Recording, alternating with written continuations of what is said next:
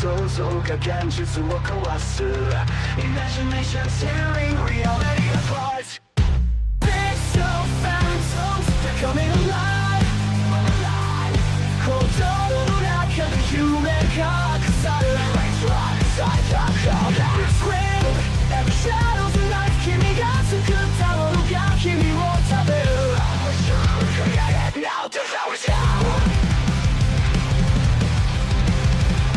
煙の中の血が滲む人が The blood stains low inside the cat 現実にも染みるような錯覚 Feels like a safe again so reality 仮面越しに目が合うキャラクター Your lost eyes with you ささやく Play with me 鏡みたいな Practice play 君の背後で何がうる If something moves behind your back They so phantoms they're coming alive 鼓動の中で夢が隠される Inside the corner Scream every shadow's a knife 君が作ったものが君を食べる Create it now to show it down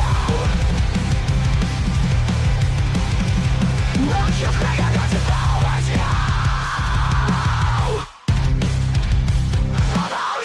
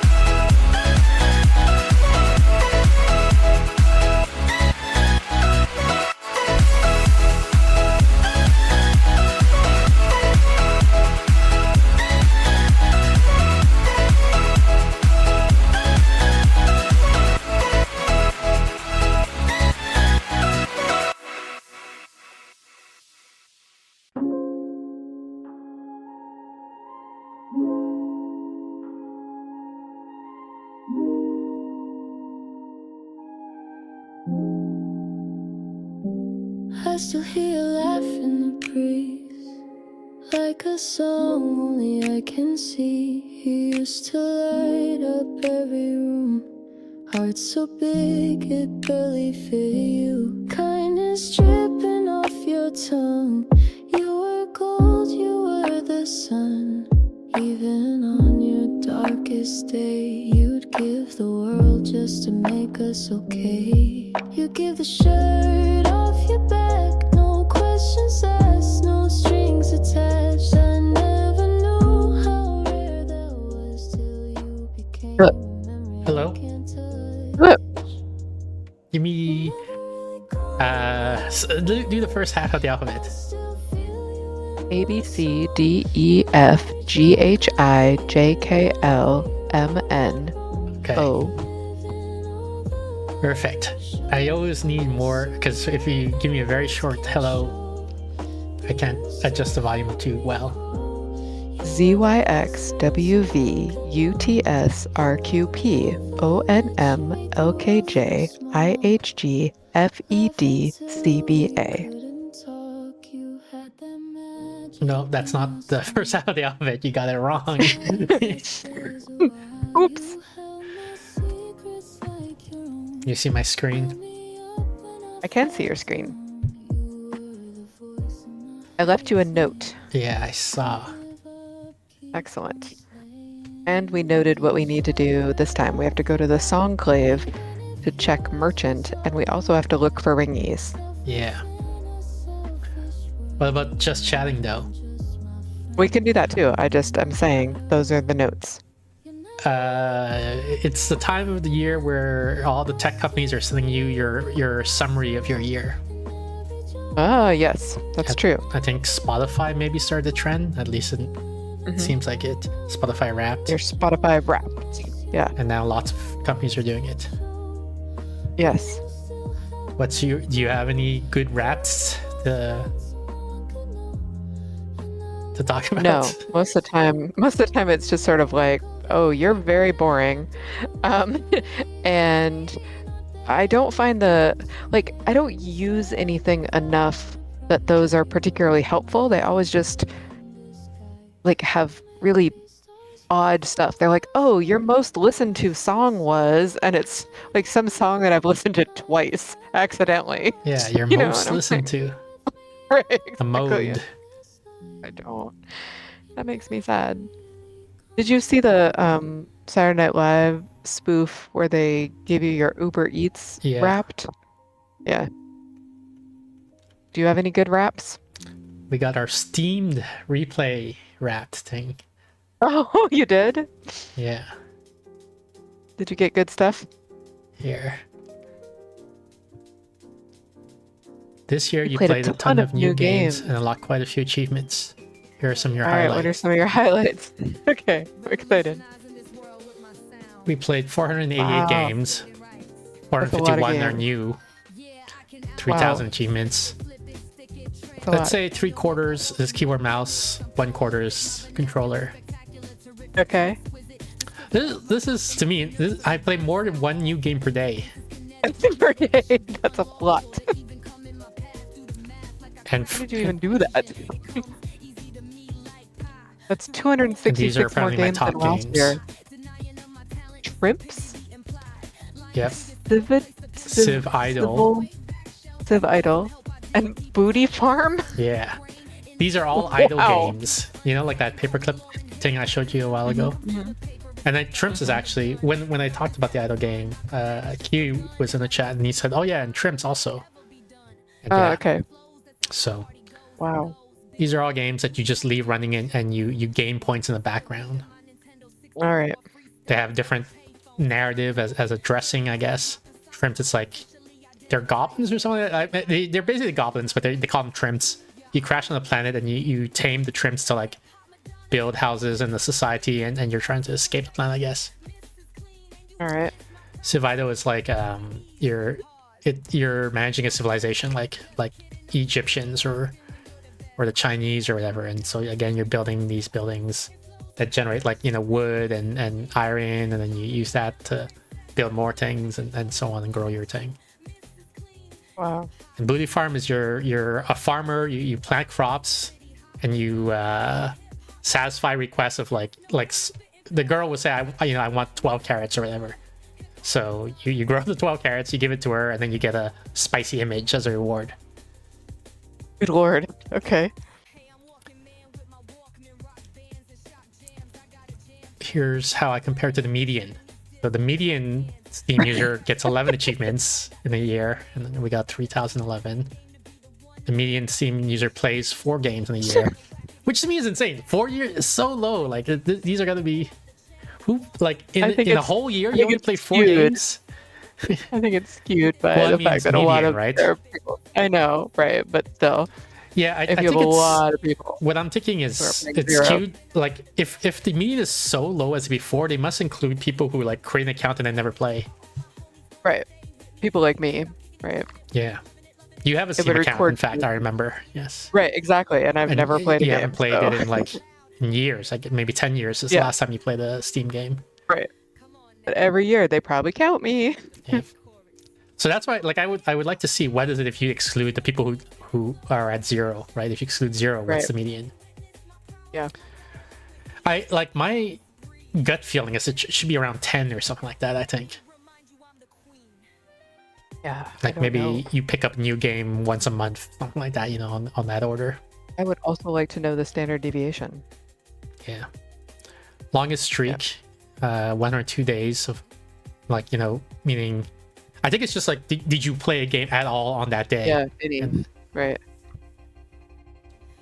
Meaning a 6. Most days you played multiple games. Yes. Multiple new games. I didn't play yesterday, for example, so I was just too tired. I skipped streaming yesterday, and I don't think I launched a game yesterday. So there are gaps in my streak, like this. Right. New releases. Classic games. I don't know how they define these. Well, new releases it was released this year, 2025. Right. I don't know how they define recent versus classic. Right. Types of games. Idler. Yep. Very common. Action roguelike is this is what Silksong is. I think, and Metroidvania is a Silksong thing. Cooking games. What is a faith game? Yeah, I don't know what that is. I don't know what they. Okay. Referring to that, but what they are referring to is like when you go to a store page, like here's Silksong. There's these tags here, and these are user submitted. So if I click here, I can vote. I can say yes, I agree to Metroidvania tag. And in fact, I want to, I think there's another tag. Maybe LGBTQ plus, for example, I think applies to this. And so I guess here, these are the most commonly or highly voted tags for this game, right? Right. Metroidvania, difficult, indie, great soundtrack, Souls-like. Hey, Razor, this is a very strange way of playing Silksong. Yeah, we're still in the just chatting portion.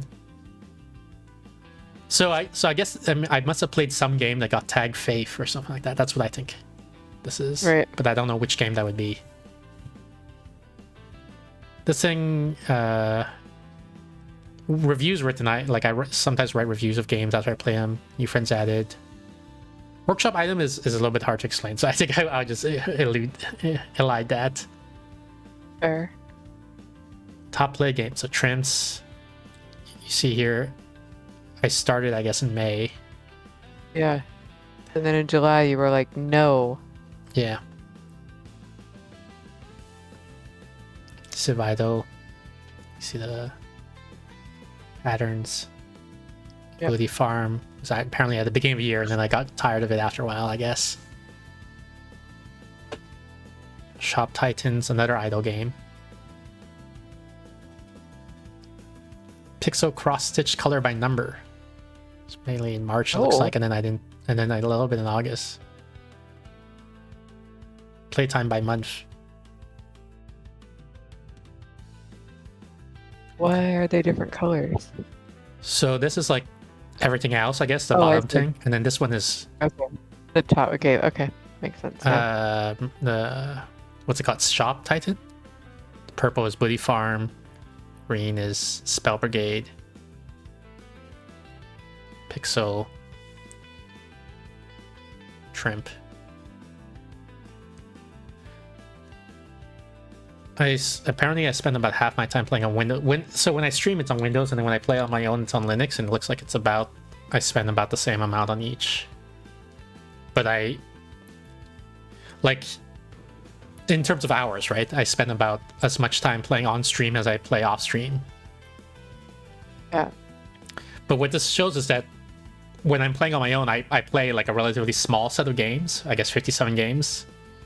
Yeah. And the 484 is because I'm streaming a different game each time. Right.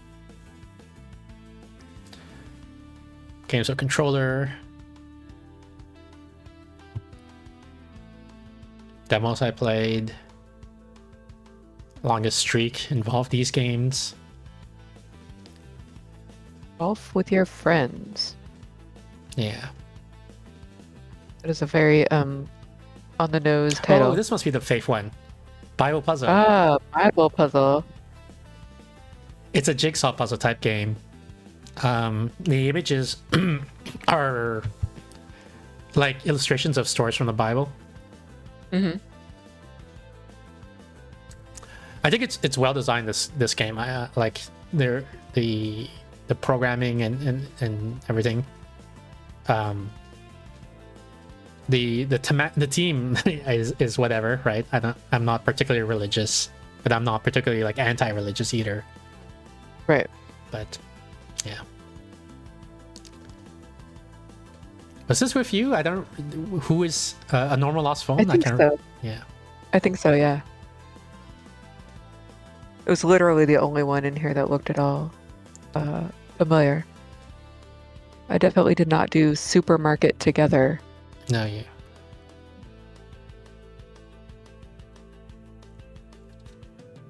We did Cribbish, I think. Oh yeah. Okay. We did, yeah. And then you played a bunch by yourself. Yeah.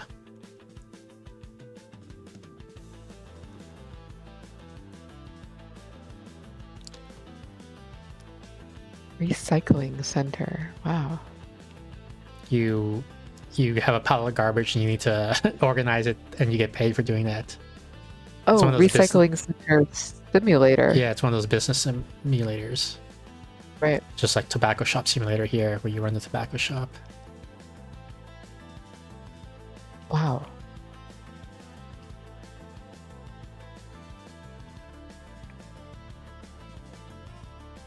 I do not like being able to see into other people's minds this way. I guess here's where I started playing spooky. These are 3 spooky games because October was coming up, and apparently we started Silksong in October. Seems believable. Another idle game here, and then some spooky games like Dream Collector. Well, Dream Collector I thought was gonna be spooky, and ended up not being. But Scholar's Mate, Hired to Die, and Gesture were all spookies that led out of October. What's weird is none of these games are spooky in the October section. Like, I played spooky games before October and then after October, not during October. Yeah. Sure. Yeah, basically once we start Silksong, it stayed. Where? Yeah. Sorry? Oh, Pizza Delivery. Yeah, that was an interesting game. It was very surreal. No, not pizza delivery. A pizza delivery. Yeah, it was very surreal. Almost dreamlike quality. You're a pizza delivery guy, but like, I don't know how to describe it. Like, you know, like you walk into a room and there's like everybody's seated and they're all facing, but they don't have faces on them, and they're all and then when you sit down next to them, the scene changes, so now you're riding on a train and so on. You know, just very surreal, dreamlike quality. Wow. Chernobyl liquidators? Yeah, you're a firefighter during the Chernobyl crisis. Not Chernobyl, Chornobyl. Yeah. And okay. And so you're trying to rescue people, and it's I'm still playing it. I found it interesting, so I'm continuing to play it after the initial. What I usually do is when I stream, I play a different game every day on stream, and then like I don't revisit them usually, but a handful I do think are interesting, and this is one of them. So I did revisit that one, and it's progressing to like What are you there's. liquidating? I find the narrative interesting. There's What are you liquidating? sorry. What are you liquidating?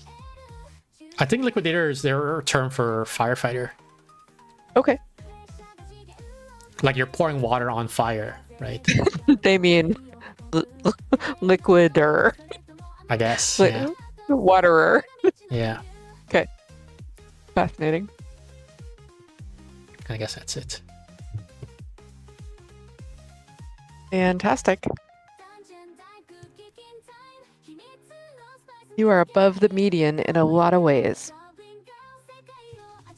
Did you see my most recent Substack?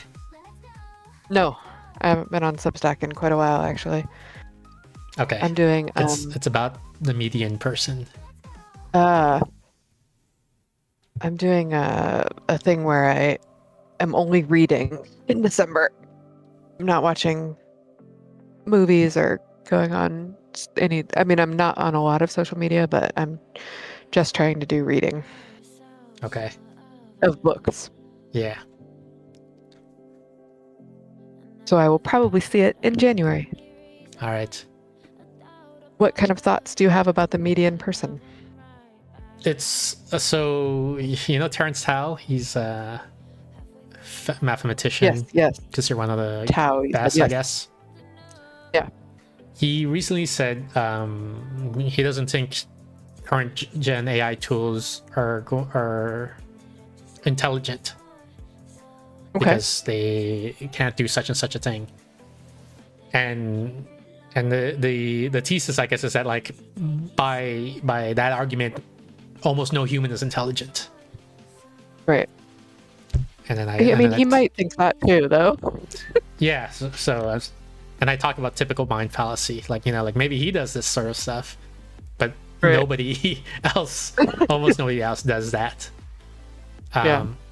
He said like it was for solving novel math problems, right? He says like the AI just seems to be using an ad hoc bag of tricks that it learned in its training data or whatever, right?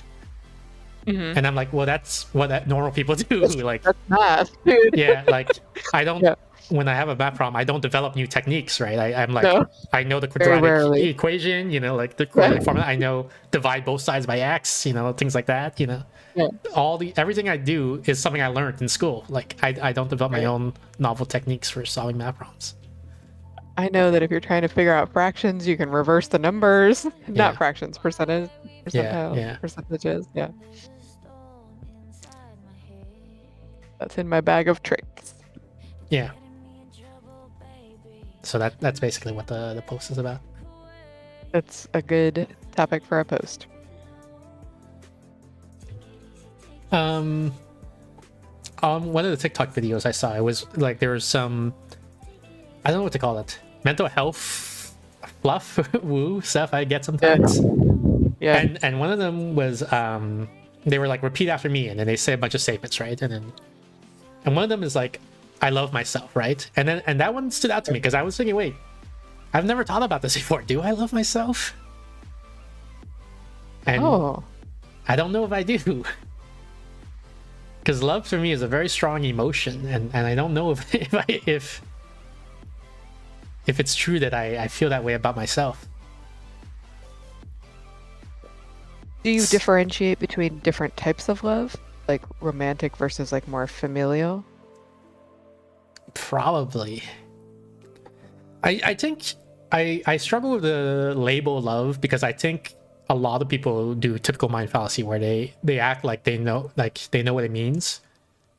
But I think different people mean different things by the term, and they're underestimating how universal their definition is. Sure.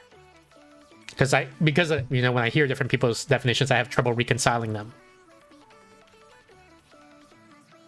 Okay. But so now I turn to you as a neurotypical, and I guess as someone who may be exposed to a lot of people's psychology. Do normal people love themselves? Probably they would say they do, right? I think. But do they actually love themselves?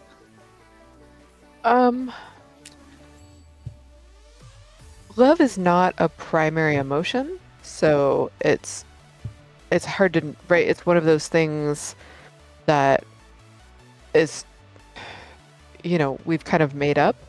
And so, like you said, everybody's definition is different, and so it's hard to tell if people love themselves. I think that it is relatively uncommon based on the fact that it was included, for example, in that mantra of like, I love myself. Like, people have to tell themselves this aspirational thing. So I think in general, most people don't. I think that most people value themselves highly and overestimate their virtues and importance and all of those types of things. And if you thought those things were love, then maybe. So I guess think maybe that some we people need to like start. themselves. I guess we need to start gesturing at what does it mean to love someone, right? Right. Like to have this discussion. And Right. I'm thinking it's something like if you love someone, one of the signs, and this isn't a definition, this is like a symptom, I guess, is that you would be willing to do a lot for them, right? Like you're willing to sacrifice a lot for their benefit. Yeah, I mean, I think that's a definition of love, but I'm not convinced that we're actually doing a lot of that.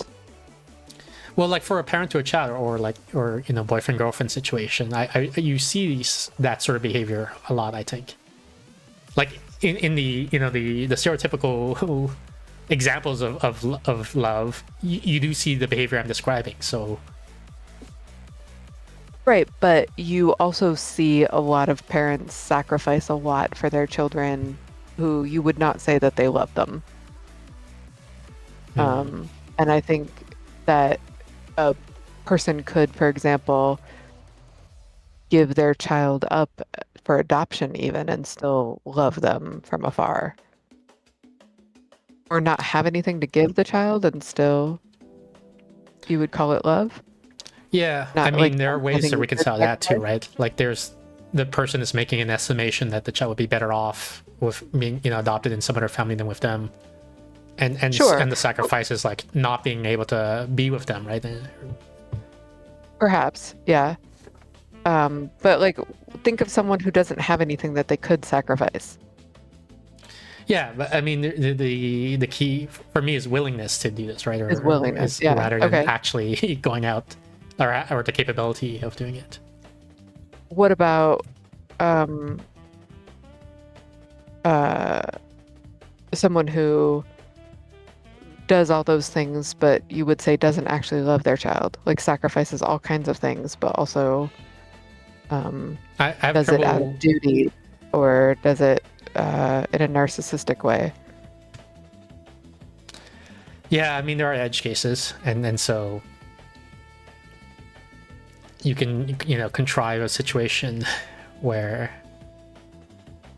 and that's why I call it a symptom rather than a definition of love. Yeah, right. And that's what I mean by like love is sort of a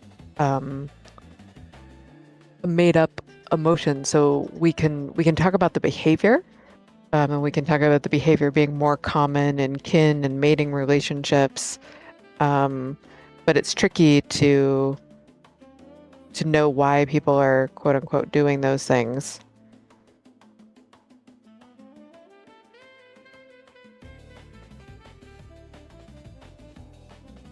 But if you use that definition, let's say you did, do you think most people are willing to sacrifice things for themselves? Yeah, I think it becomes Do a lot of hard things to, for themselves?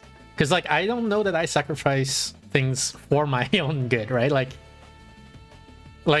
yeah, exercising and eating better and things like that, right? This is a pain that I don't want to go Right. through, a sacrifice I don't want to make, but it would be for my better long-term good, right?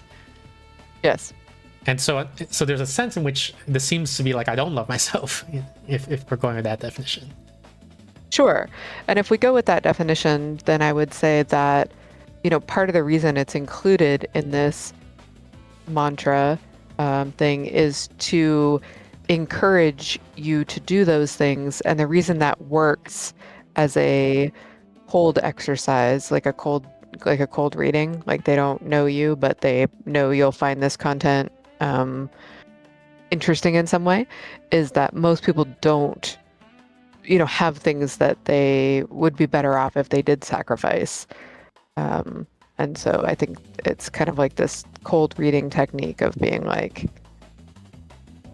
I bet you there are things that would be in your long-term interest that you're not doing for yourself, and I bet you don't feel like you love yourself enough, and so you'll find this content relatable.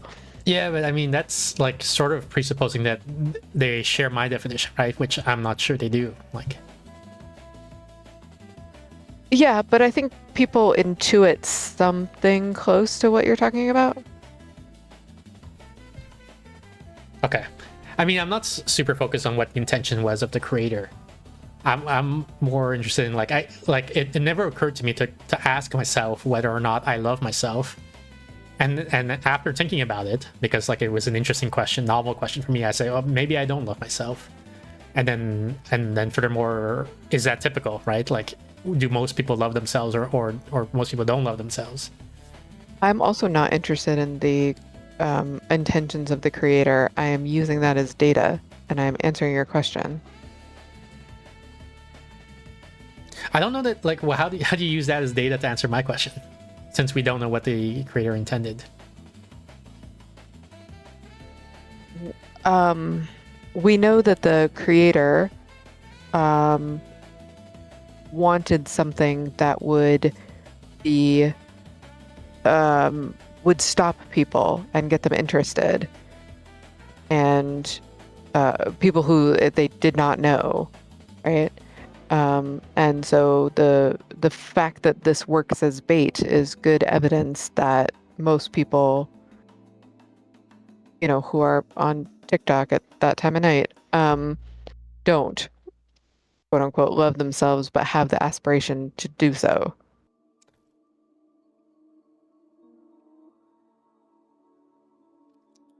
Yeah, I mean, there was a lot of statements. That one, the "I love myself" stuck out to me, but I don't know that that was central to the video.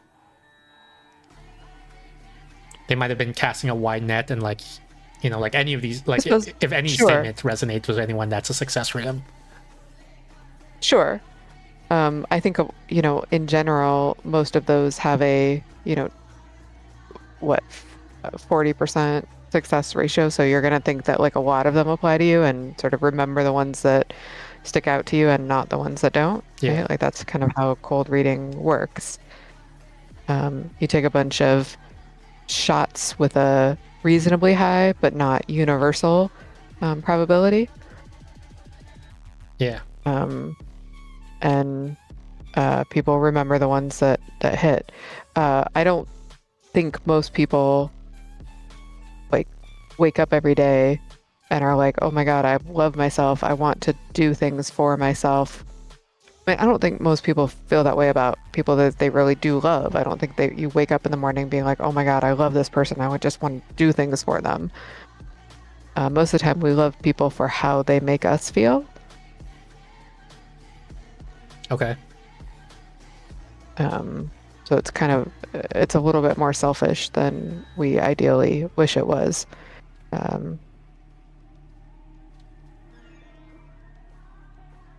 But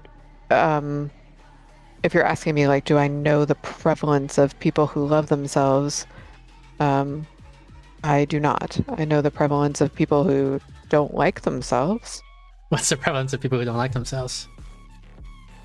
It probably depends on the way that you ask the question, but it's going to be in the 30 to 60%.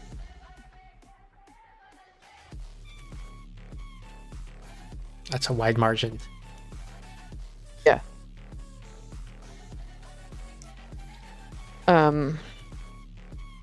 It's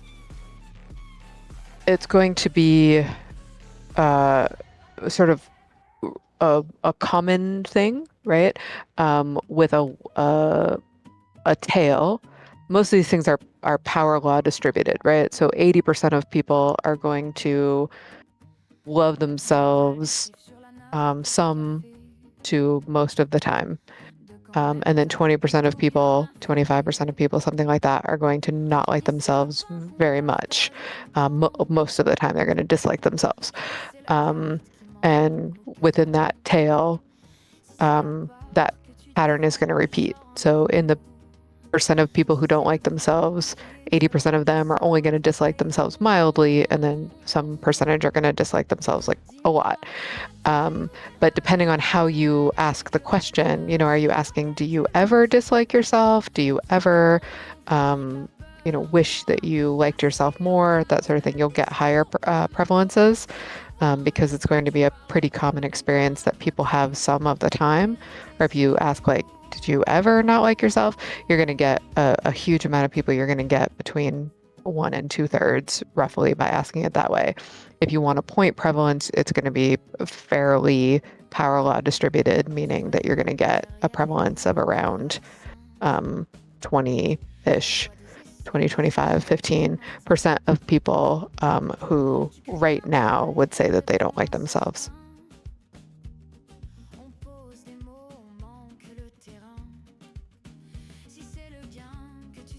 A new topic for you. So that's why that works as a good cold hit item, is that, like, a lot of people currently don't love themselves, and there's a lot of people who've had that experience or who've kind of never thought about it or something like that. Okay. Okay. The new ability we got in Silksong, I was thinking about it, and it seems very mechanically complex relative to the other abilities we've gotten so far, and also the abilities in Hollow Knight. I agree with you. So the thing, you're somewhere, like you jump up in the air. So here's the ground. Yeah. And then you throw out your needle, I guess, and then you dash to where your needle ended up being. Right. So we already have a dash, and we can even dash in the air. So with no other objects in the universe, this is redundant. We already have that ability. Right. But there's a thing where it snaps onto a ring. So if the ring is slightly above, it'll shoot at an angle, and then it'll bring you up to where that ring is. Whereas the dash is always like just a pure horizontal motion. Yeah. And then even more complex than that, I think, is if there's an enemy. So if this is not a ring, it's a person now, and an enemy. After you dash them, you then get propelled upwards, which the dash also doesn't do. So I'm sort of struck by how much of an outlier this ability, and I feel like it's in a sense, because it's so complex, it's inelegant relative to the other abilities design. You feel like it's inelegant? Yeah. They had to... Why is it? Has to do too many different things or behave in too many different ways, like instead of behaving consistently in one way in all situations.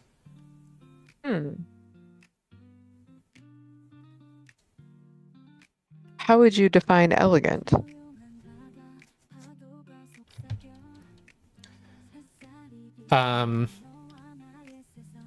There's a way to formalize it, but I don't want to get into the math, so I'll say, like, it's a Occam's razor style thing, where how difficult is it to fully describe all the fully describe its behaviors, such that someone else could re-implement it exactly.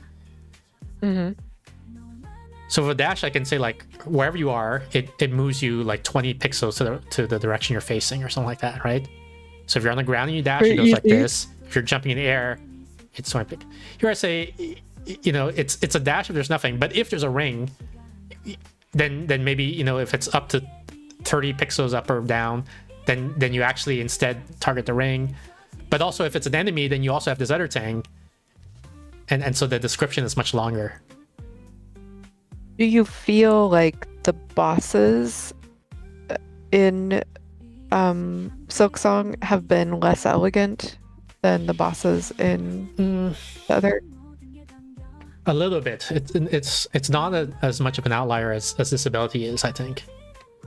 Okay. The way that they're inelegant is that they very frequently require just like a bunch of random helper enemies. Like Hollow Knight it's generally like you're fighting one guy, and then so I describe that guy and I'm done. Whereas in Silksong, it's very frequently there's one guy you're fighting, but also little flies will come in and like hover around and get in your way. Right. Do you think that these are flaws?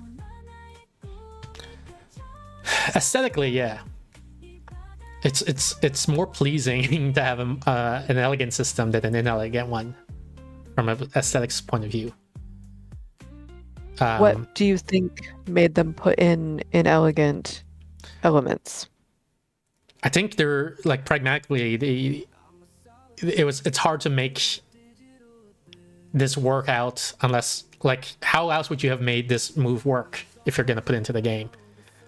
Like Right. if you ignore the ring, like even if it's just a slightly above or below, then the player has to be very precise, and line up exactly to hit the ring, right? Which is going to be frustrating. And if you don't have the upper propellant on the enemy, then you dash into the enemy, then you're on the enemy, and then you immediately take damage or something like that. Like what has. Yeah. So I think they made like this way because it couldn't work in the simple way. But that makes me think like. My instinct would be like, so let's scrap this idea. Come up with a completely different idea for an ability. Do they get if you were kind of giving out points for novelty versus points for inelegance, or points for elegance, do they get points for novelty here? I don't feel so, because it basically looks like a dash. It's just like with a few extra like weird use cases.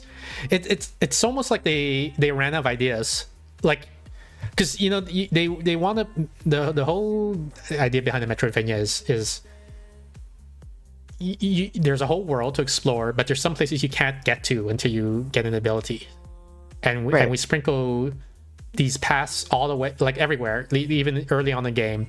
And so the intended experience is that you see this path, you see that there's a place that you could go if you had an ability, but you currently can't. And then like later on you get the ability, and then you're like, oh, I remember all these places, and then you go back and you visit them again, and now you can go there, and sort of that's the joy, I guess, of the game. And so this feels like, well, we have a dash, but we need more ways. Like you can think of it abstractly as like a key and a lock, right? We need more locks so that you can't get through this path unless you get the right key, where the keys being the ability. And then, but that's in the abstract, right? Like concretely, the key has to be some ability. So let's design something. And then it's like, how about it's a dash, but it's a dash that only works with rings, And then it's not as compelling to me, the idea. It's like, well, like why not just having both a dash and a dash that only works with rings doesn't feel like we got novelty going on here. Feels like we're scraping the bottom of the barrel. You have some criticisms of Silksong. Yeah. Would you say that they should have spent more time developing it? Like, were they in a hurry? Do you think that other players like? I think they're very famous, this company, for taking as much time as they need relative to the industry norm, where like we have to release it on this Christmas because that's when everyone's going to be buying the gifts for their family member. And I think it's just regression to the mean. I think Hollow Knight was like incredibly good, and part of it was luck and part of it was their skill. They're very skilled, these designers, and so Silksong is it's just like good, sophomore right? Like album stuff. They still got the skill, so it's still good, but they didn't have the luck this time, so it's not as good. Gotcha. What do you think their greatest hits album is going to be like? I don't know what the question means. Hollow Knight is the I'm greatest just hit. They only got two I'm comparing releases right them now, right? to like a band, right? Yeah. Where they do their first album is amazing, their second album is good but not amazing because it's sort of their sophomore slump, and then they release their greatest hits compilation. I'm just being silly because I don't have anything to contribute otherwise. My book, I found out what type of book it was. The one that you read, Okay. Tiny Pass. Okay. It's called an epistolary novel. Yes. Did you know that? I did I not. did. I've never heard of that before. And then I was Oh, really? asking, yeah. So I gave my book to the LLMs, and I'm like, because you and I talked about this a couple streams ago, a long time ago. Like before you had read the book, I said that my book is weird because I see advice online about writing, and they say like a story is when the character wants something and they try to get it, and then they either do get it or they don't get it in the end. And I'm like, my book is nothing like that, right? Right. So I went to a couple LLMs and I was like, here's my book. What is this? Because like people are saying this is what story is. So does that mean my thing's not a story? And they told me like your thing is an epistolary novel. I'm like, what? I'm like, what's that? Explain it to me. Epistolary novel is a novel written off traditionally as a series of letters between characters. Letters, yeah. But like it's been Epistles. expanded to Yes. other types of documents. Right. So now I know. I learned this new term. Fantastic. Apparently, so Frankenstein was also an epistolary novel, It has a frame like that. Yeah. and Dracula too. I wouldn't Apparently, call it an epistolary. okay, I haven't really, read either of them, Frankenstein or Dracula, but apparently those are the examples they gave me. Yeah, there are more famous ones. Let's see. World War first Z one is another one they mentioned. Yeah, absolutely. The Guernsey Potato Peel Society is a more recent example of it. Never heard of that one. The book Pamela was very famously an epistolary novel. It's like was in the 1700s. Very famous, kind of like scandalous novel, possibly the first one. Okay. Dangerous Liaisons is an epistolary novel. Okay. Bridget Jones' Diary would be a really good example of an epistolary novel, but expanded, right? Because it's diary entries. Yeah. I feel like, well, I mean, I don't know what the definition of epistolary is, but to me that doesn't quite fit because it's one character telling their story. It feels like, unless it was like a bunch of different epistolary people. novels are just one person. Like you often only get one side. Not always, but often. Okay, I thought the core thing was like you're getting different people writing, usually to each other. I guess in my case, they're not even writing to each other. Right, it can be the form of letters back and forth, but it can also just be one person giving diary entries or writing letters, and you don't ever see the other letters. Oh, the Thursday Murder Club novels, if anybody's read those, have epistolary elements because they're told mostly in the third person, but so entries from Joyce's diaries that make up whole chapters.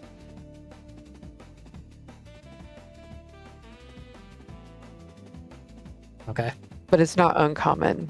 I mean, epistolary novels are not super common, but it's not uncommon to only have one person's point of view. Oh, one of the Anne of Green Gables books, Anne of Windy Poplars or something like that, is epistolary in form. You get her letters instead of third person. Okay. There was a Sophie's World, the philosophy book, was in the form of letters. Okay. There was a book, God, when I was a kid, I can't remember what it was, but the novel was epistolary, and you actually it included envelopes, and you would take the letters out and like read the letters. It was very cool when I was a kid, but I don't remember what book it was.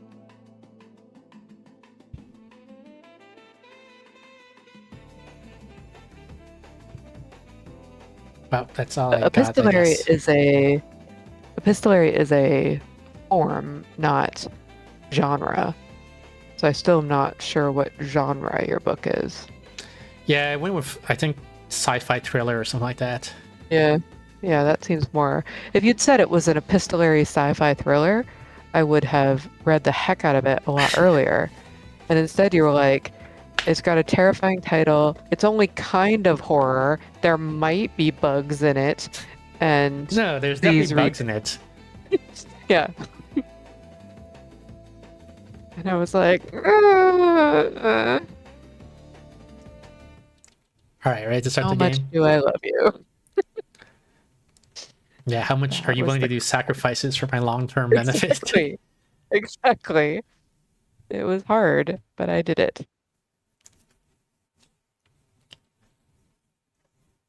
The other thing I Sure, mentioned yes. was mosaic novel was another term it threw at me. Oh, I do not know mosaic novel. What is that? I don't know.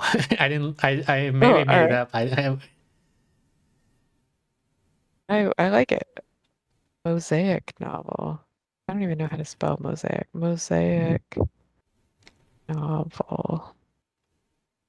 I think what like this is. I'm just speculating here. Oh, I'm gotcha. Interconnected bits of narrative, chapters or vignettes. yeah. I was gonna say So like Welcome to the Goon Squad would be an example I don't know that one. of a mosaic novel. I was gonna say like you have to put together what really happened from all the small stories. Right, right. Oh, it's a the but right now I looked up mosaic novel and it said other people also ask what is a mosaic narrative, blah blah blah. But it says other people ask if the Martian is an epistolary novel. And it says it is because it's composed of his daily mission logs. Yeah. I mean, so I'm new to the. I don't like the idea that one person talking by himself Like, is counts no, as an epistolary. Like, inappropriate. or I mean, like it's not so much that I want to say epistolary should be this, should have this definition, the one that I like. It's more that Right, this concept I have should have a name. Like I feel like right. this is interesting, the idea Yeah. of people writing to each other or not, just a bunch of people, and then you have to put together. So I mean, maybe I am leaning more into the mosaic. You know, you have to put together what happened there. Right. Yeah, I think it probably is both, right? Yeah. Oh my God, I'm reading a epistolary novel or a mosaic novel right now. Wow. Who knew? Okay, so we It's my gotta. second. Oh my God, it's my third. It's my third mosaic novel this year. Jesus. We have to look for Apparently the it's all I rings, read. and we have to go to the Yeah. Songclave apparently. And I don't know where the You're rings like, I don't are. want to chat about these stupid topics anymore. I don't Okay, know where the rings are, so I'm gonna head to the Songclave, I guess. sounds good.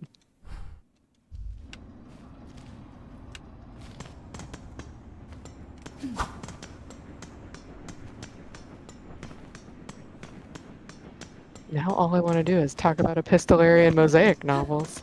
So here's your chance. Talk about them. Wait, how do I do my thing? I forgot how to do the ability. Where is it? Cling grip? Claw line? Left trigger, okay.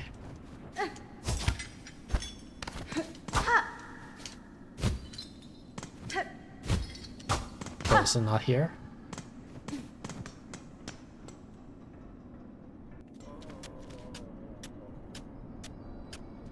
Wait, it is here. This is the exit. So how do I get it? How do I get out? Is it through here? No. I'm stuck here. I don't know how to leave. Because the map is like, you gotta go up from here. And I can't. Um...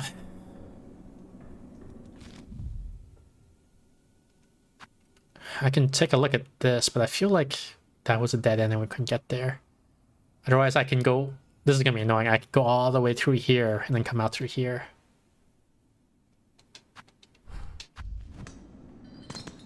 Guess we'll take a quick look here because we're pretty close. But I feel like this was just a blocked door or something like that.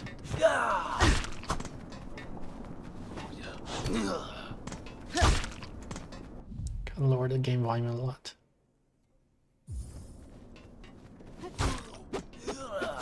Oops.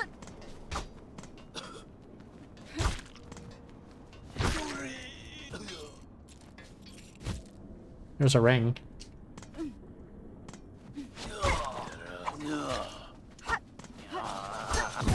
Darn it.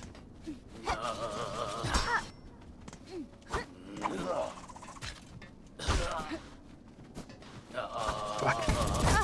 I'm gonna die.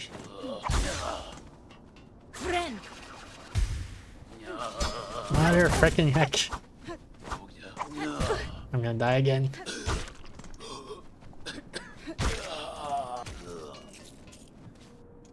Oh, man. So there are rings here, but oh, they do lead somewhere, maybe. Okay, yeah, they do lead somewhere.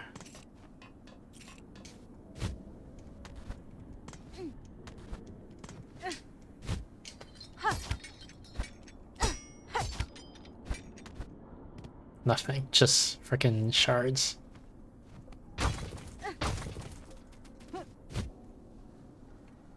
Frick.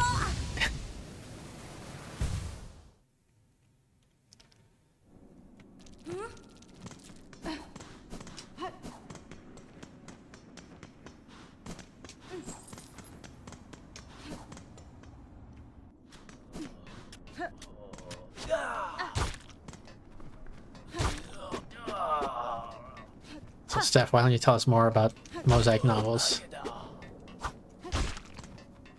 No, I was surprised that I have read several of them.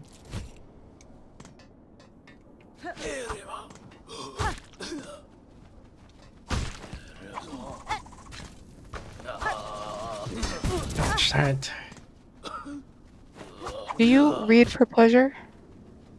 Not much.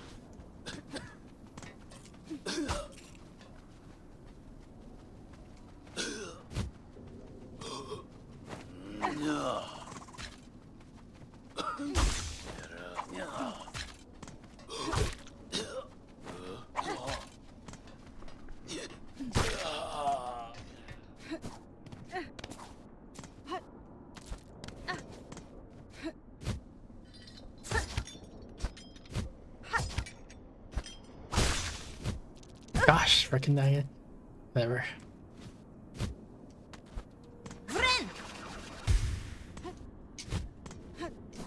Yeah, okay, this is blocked. I don't know what to do to get through that. Hmm.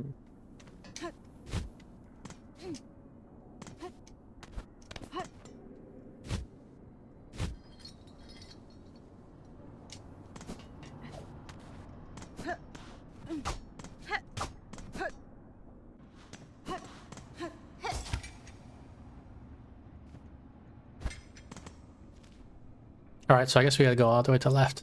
Just gonna be a big pain. That is a pain. I have to step away from the keyboard for a sec. Alright.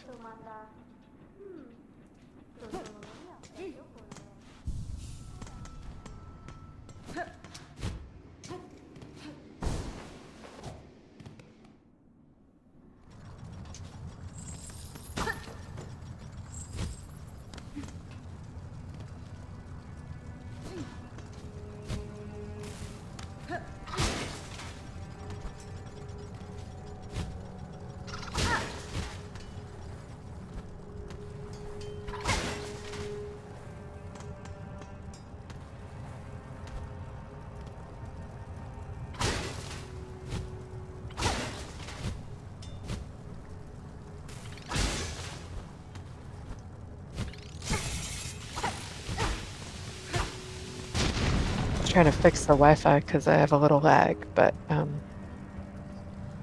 don't know that we haven't actually apparently go to the it's all left, bad right now. actually.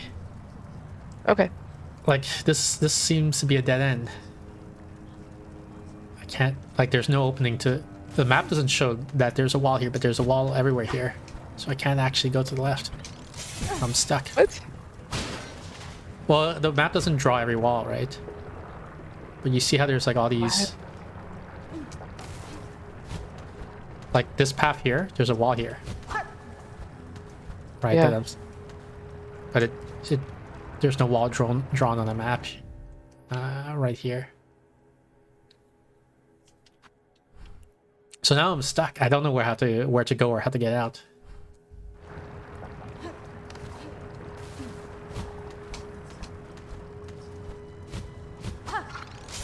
Freaking heck. And we don't have any fast travel access. No.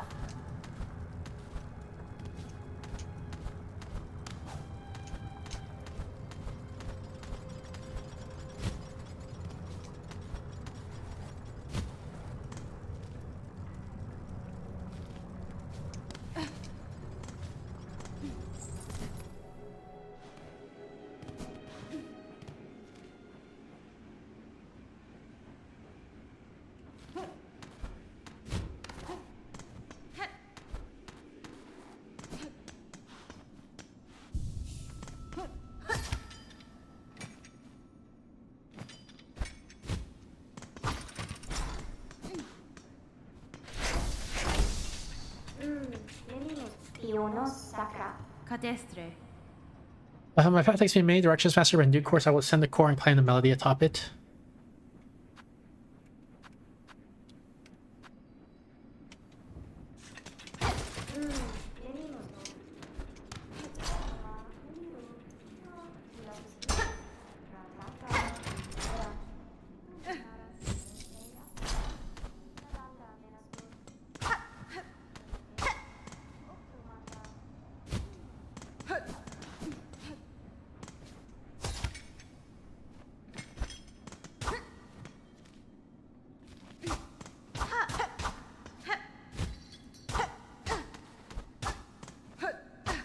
There's gotta be something here because like when we got the ability, it basically led us in a big circle where we came back and we ended up here at the bench, and because we have the ring dash, we were able to access this new merchant, and with the ring dash we're also able to access up here, but now I don't know what to do here.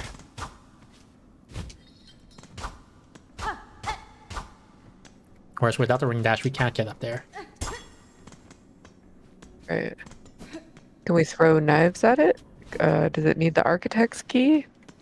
The architect's key we can't get for like a long time, I think, because it says we need, I don't know, like 7 things it said. Like we need to buy 7 things before we can purchase the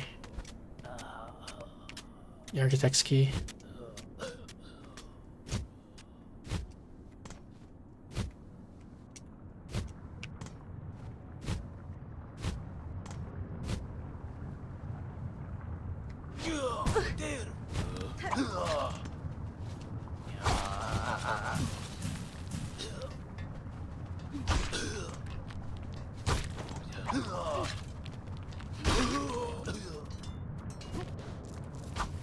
This is a dead end.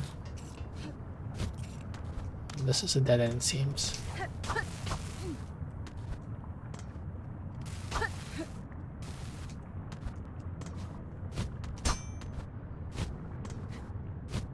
Oops.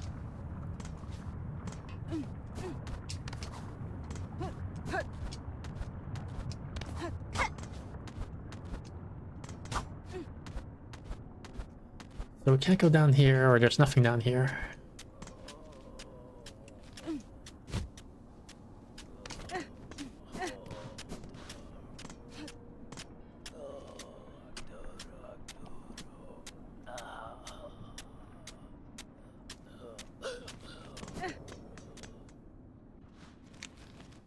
I'm curious about is what this symbol means up here, right above the bench. There's like a circle there on the map. Mm-hmm.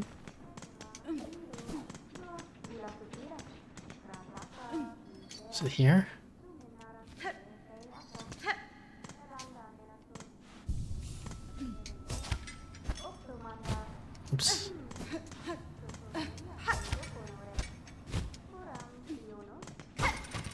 Okay, I guess it's just above this guy.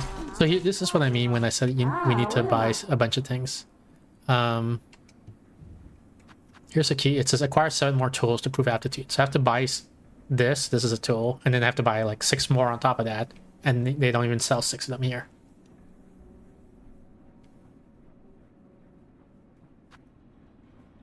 So it's going to be a long time before I get the architect's key. Okay. And I think, okay, so now I'm starting to remember. I think that up here is just where we need to put the architect's key. Just here. So that's what that circle is.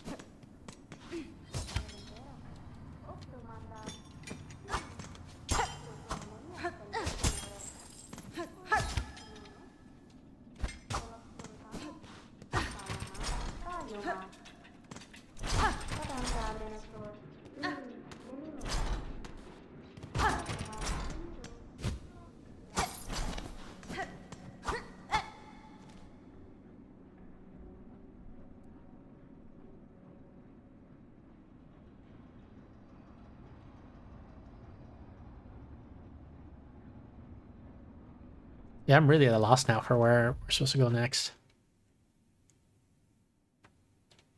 Because we can't go through these openings.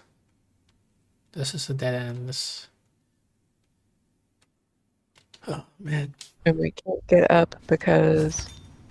Well, here's up, and then there's no path above this, right? What happens if you try your dash or whatever at that thing to the your ring capability at that thing? Yeah, so I just did. Sorry, I have lag, so I can see what you're doing, but not in real time. Okay. Okay. And we don't know what it's for. Like it looks different, right? Yeah, like it this thing looks like looks different, but doesn't. Yeah, it doesn't react to anything I do to it. what if you shoot it from the other side? I don't think my dash goes that far, but yeah. What if you shoot your tools at it? Nope. Apparently I changed my tool to something without remembering that. I don't know what that tool was. Cogwork wheel. Oh.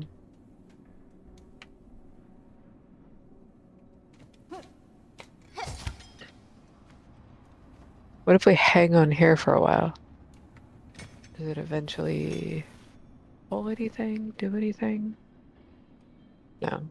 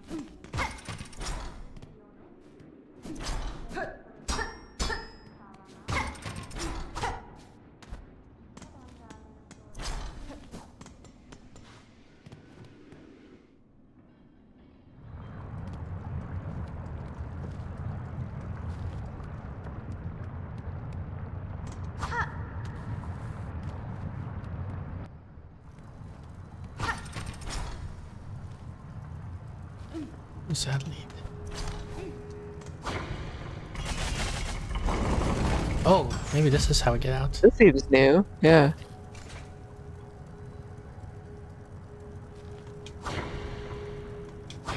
Did we never do that before? I guess we never did that. Yeah, I'm on the other side now. Then it auto retracts.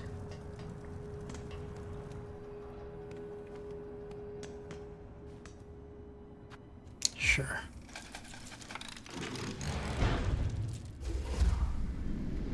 This is the pneumatic tube thing, I guess. Oh. Right.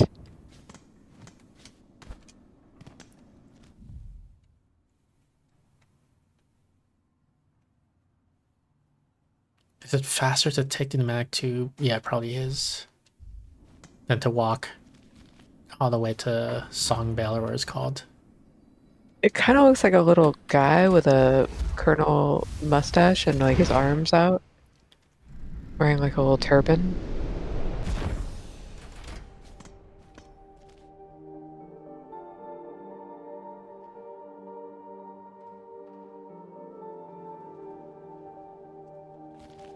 Ooh, nice new soothing music. So I'm thinking we're here. We're gonna go this way. Um, Maybe this way to check if we can get Yeah. up here. Yeah. And then here and check this, and then eventually go here into Songclave. Okay. Thank you for showing me on the map. Sometimes you look at the map so fast I can't follow it.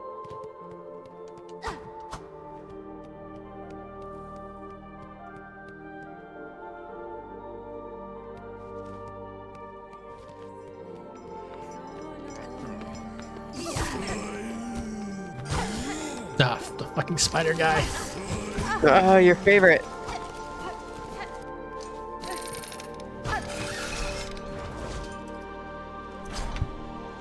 Oh wait, I don't know. This is not on the map.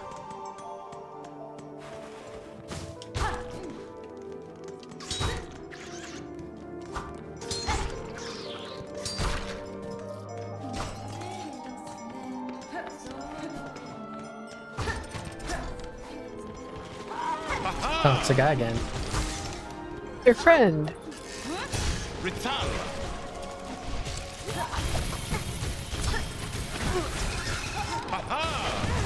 Oh my gosh, I'm gonna die here.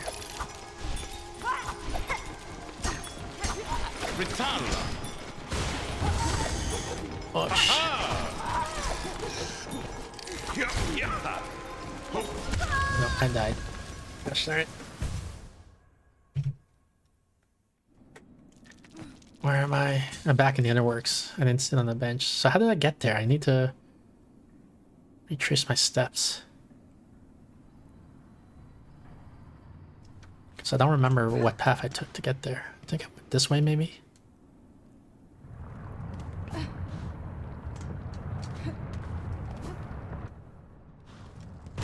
Yes. Not that. This.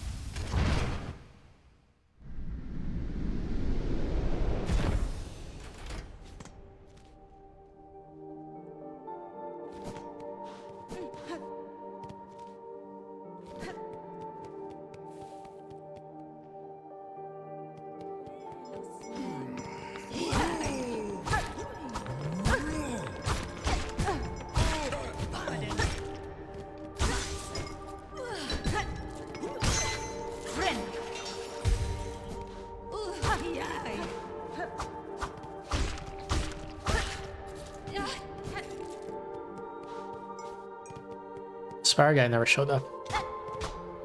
Oh, that's good. We still should sit on a bench.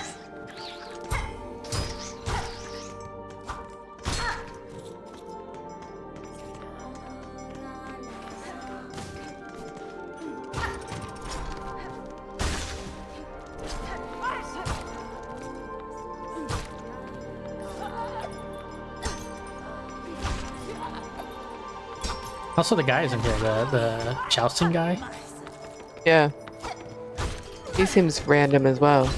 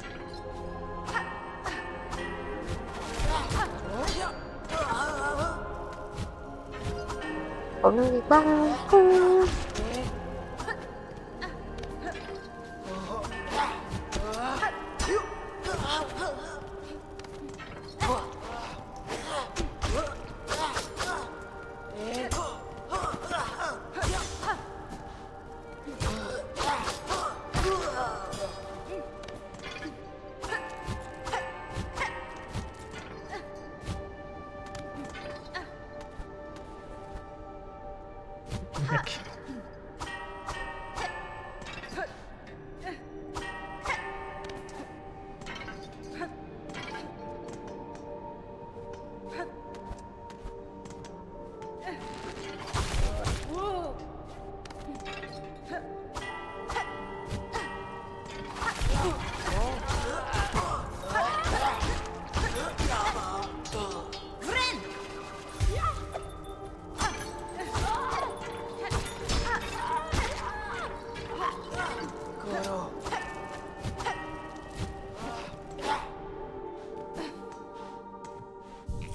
Yay.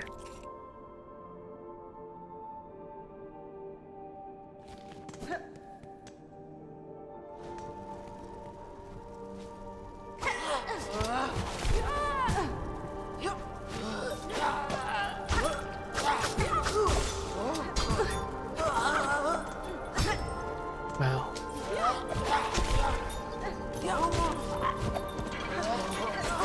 I triggered 3 of them. There's a lot of them.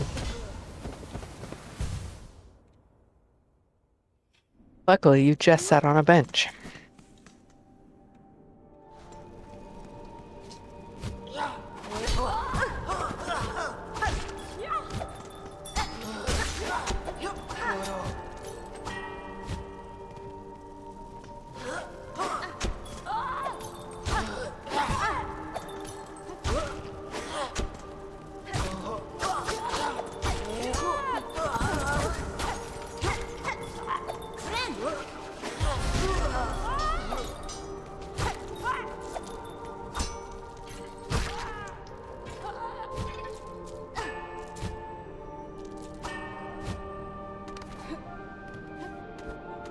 Wait, this is not the way? What the heck?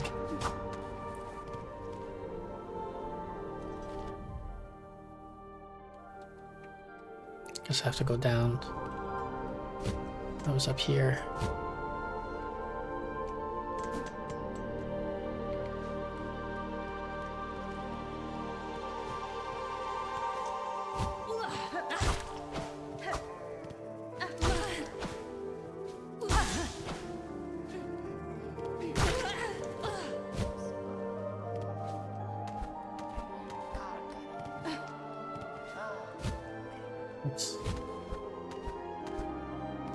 Oh my gosh. The game's lagging a bit.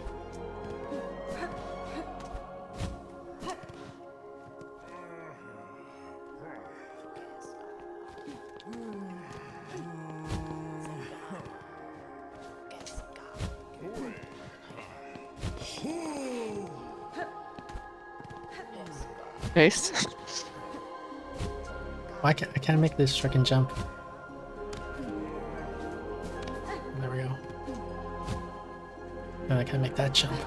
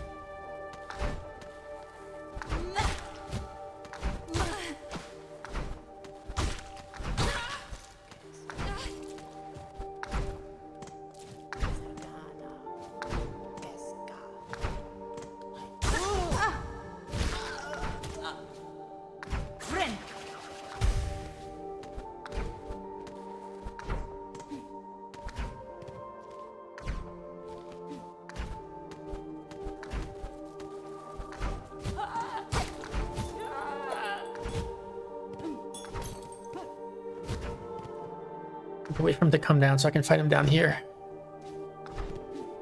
Is he gonna come down? I think not. There he comes.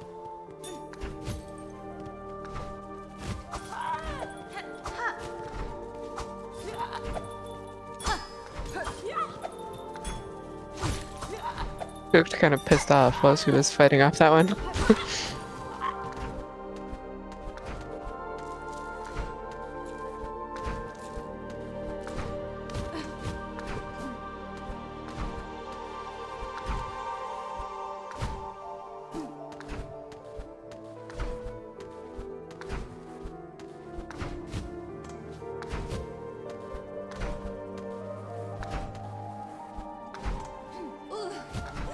Another one. I gotta fight now.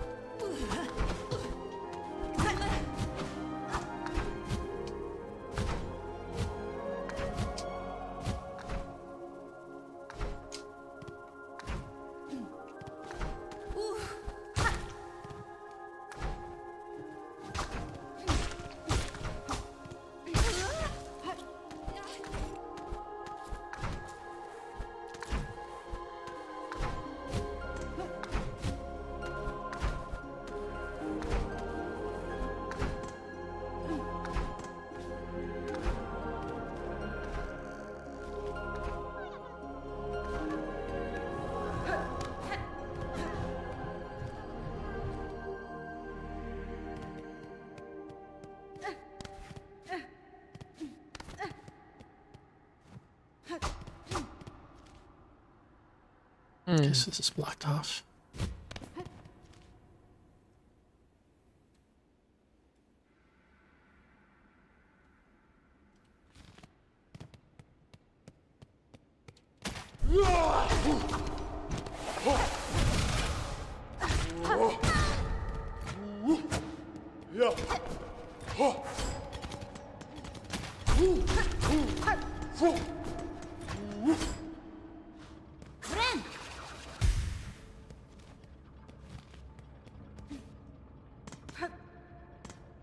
Oops.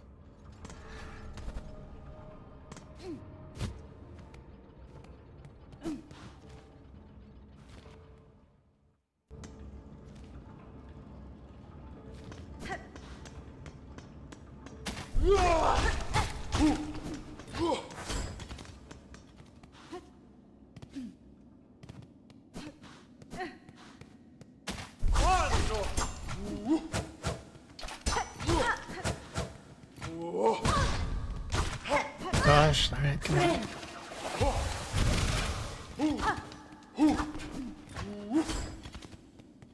Oh my god, there's a third one? Mm-hmm.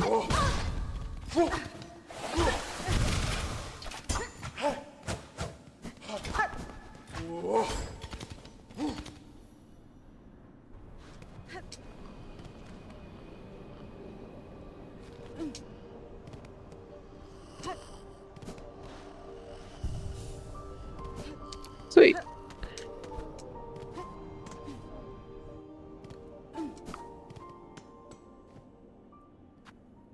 What is this thing? Like a rosary stringer. Yeah, maybe.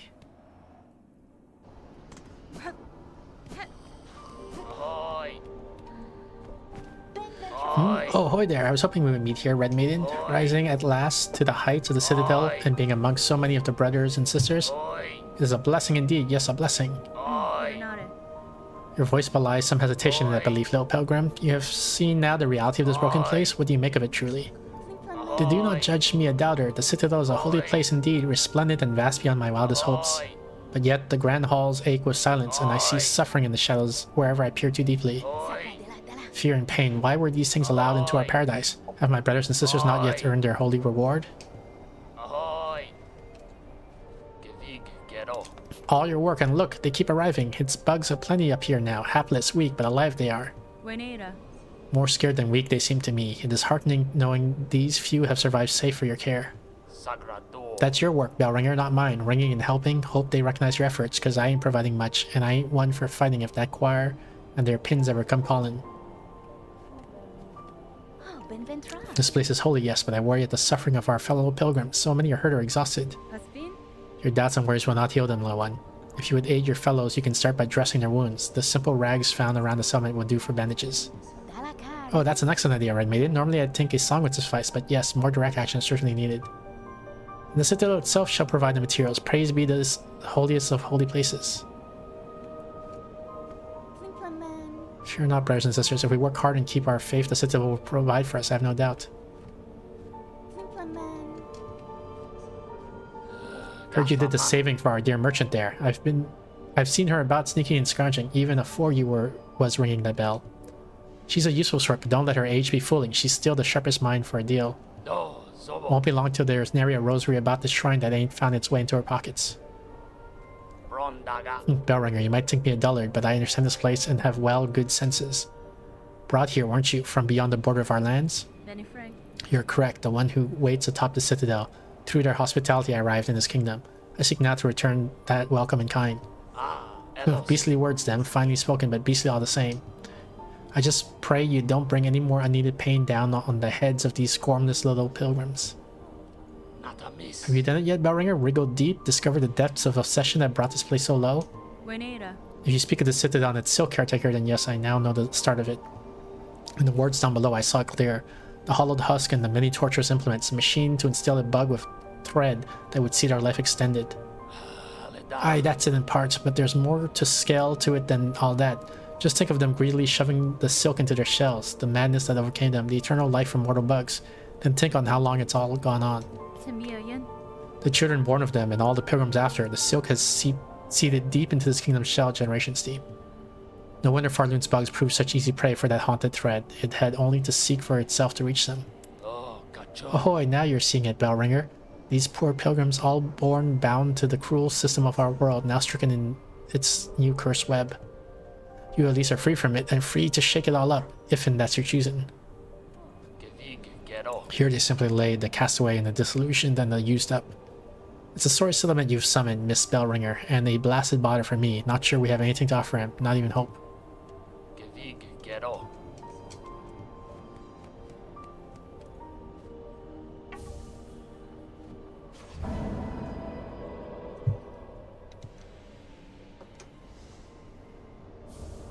Heavy rosary necklace.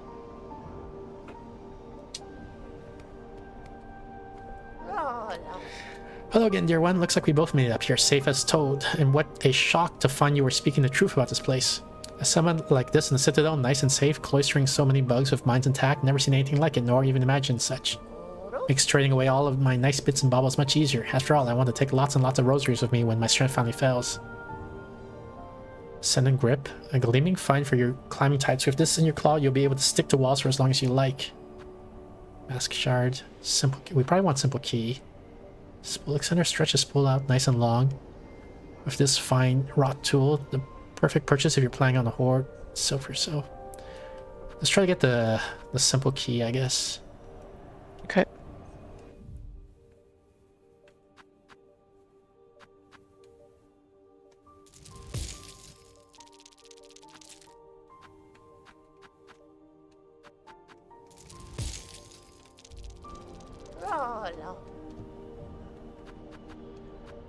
Do you know the word gormless? Nope.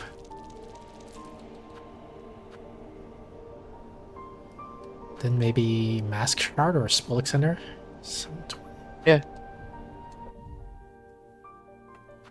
I don't think I have enough. This is 150, 240, it's 390. Yeah, I don't have enough. So we gotta grind, I guess.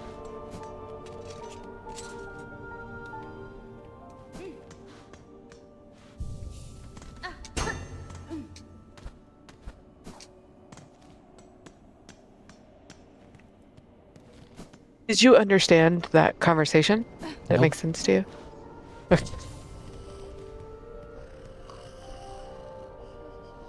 Why- seems like there was some sort of experiments being performed to make... Oh yeah, I think maybe they inject silk into themselves as a attempt towards immortality, and it went wrong. That's my interpretation. Maybe we go here? I don't know where to go next.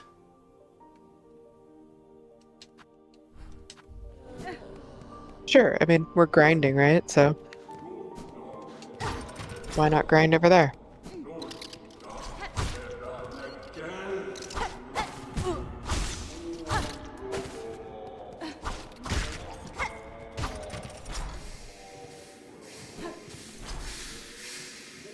Really, I want to find a place where that has those rings, so Yeah. we can make progress.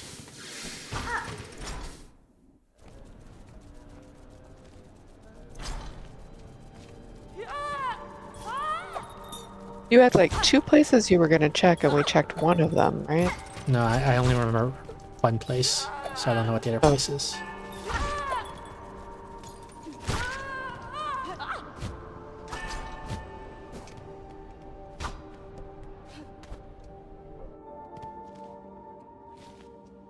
Can't make it up here.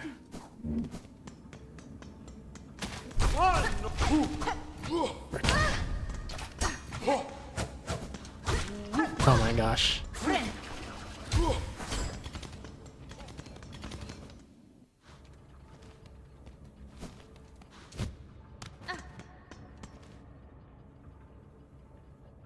Guess I'll take the bench here.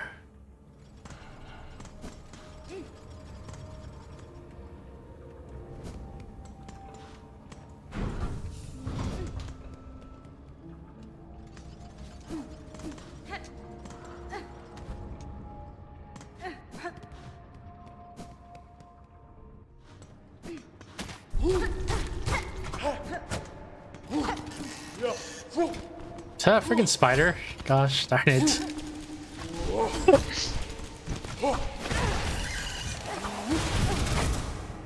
Yeah, let's go back and sit on the bench again. Oh man. I didn't realize the spider can just go like in it. That the like every other enemy is fixed where they spawn. That looks like the spider can just appear Can be anywhere. wherever. Yeah.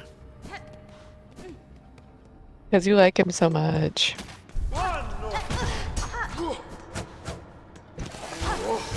Spider's back.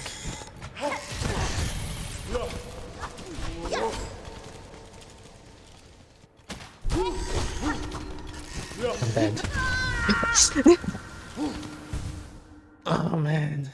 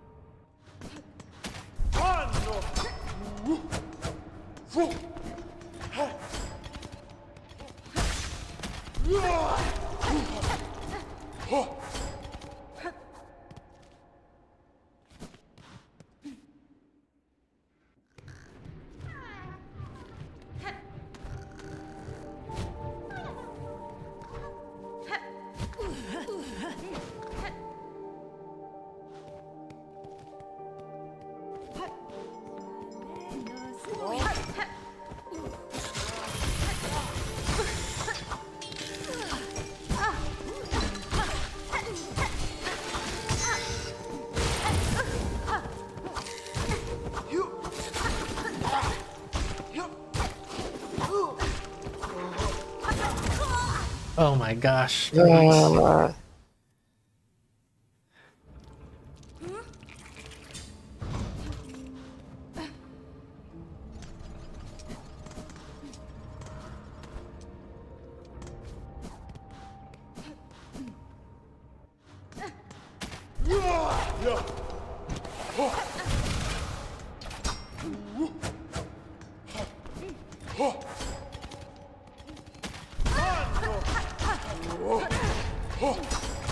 Dead. I lost that money, gosh darn it. Because I died twice in a row without picking up the money in between. Right. Yeah.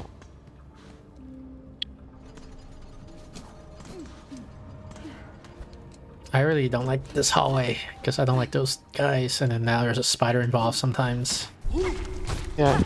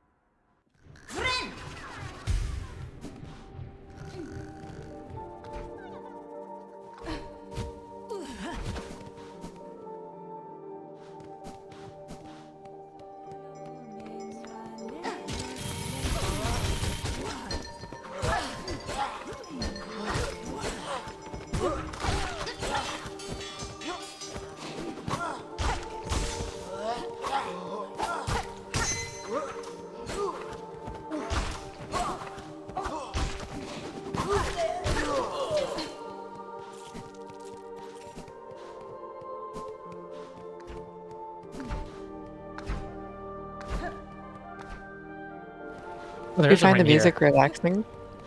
There is a ring.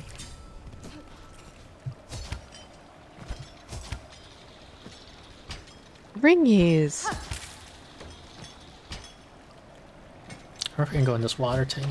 Nope. Didn't. Oops.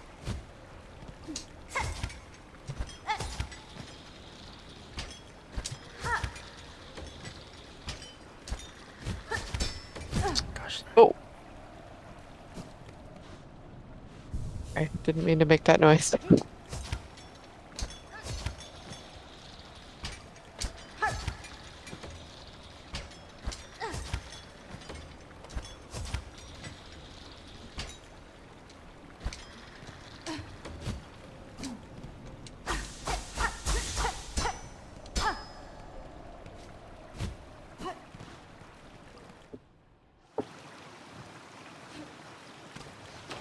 High halls. Ooh, high halls.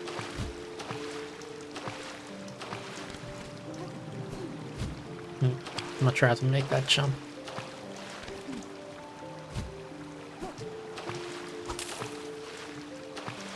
Maybe. Oh, this that way. Okay, so this dash is a little bit longer than the other dash. Right. Interesting. Oh gosh. Oh, he's got little friends.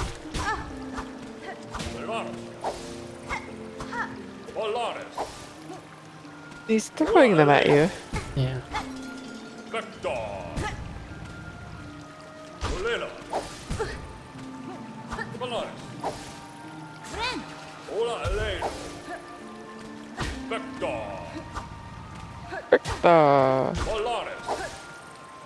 Dolores.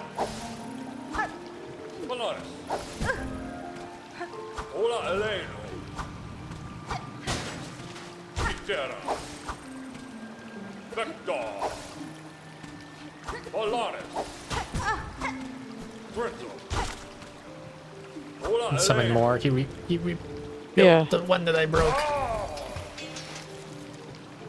Oh, but once he's gone, they're all gone. That's nice.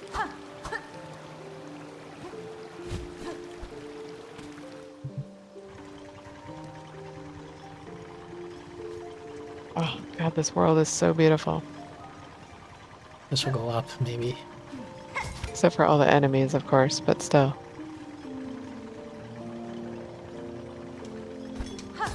Oh, that's so fun. Oh.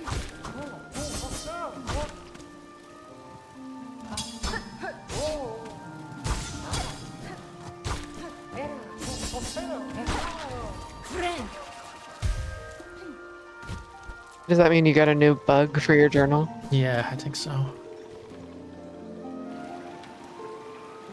I want a map or a bench or something. I don't want to keep going here. Right.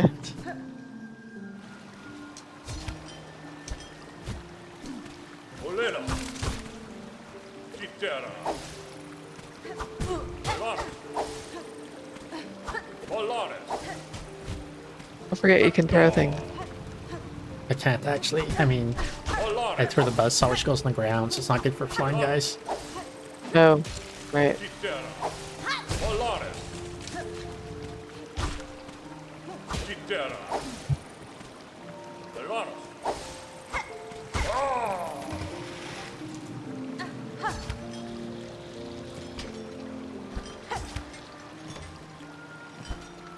What the heck? Where must this go from Oh. here?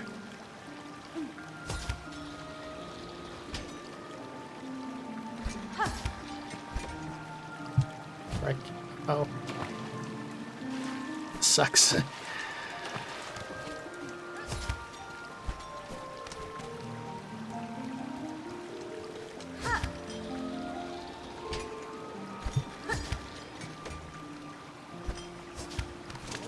Oh my god, I'm gonna die. Oh.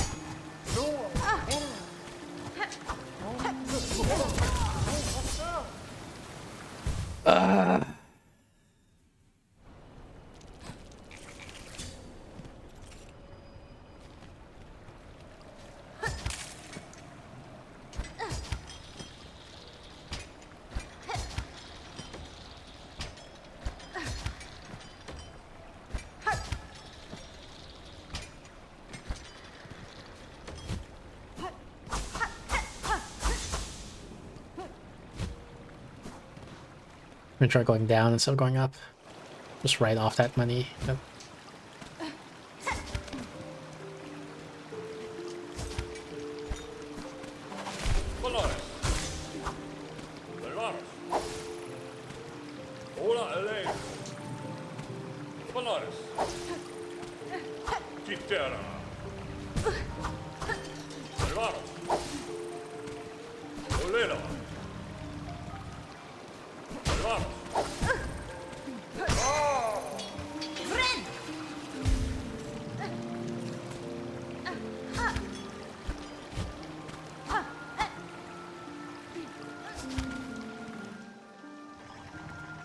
we go down instead.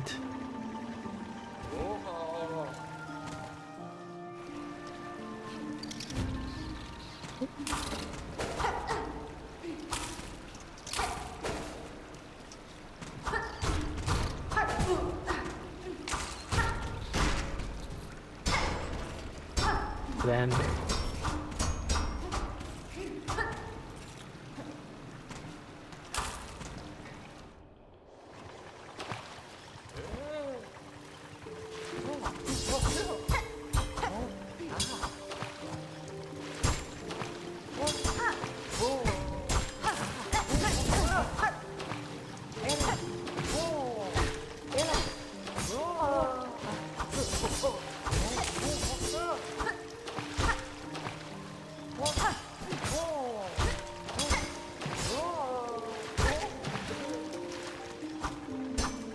okay, so we have to go up.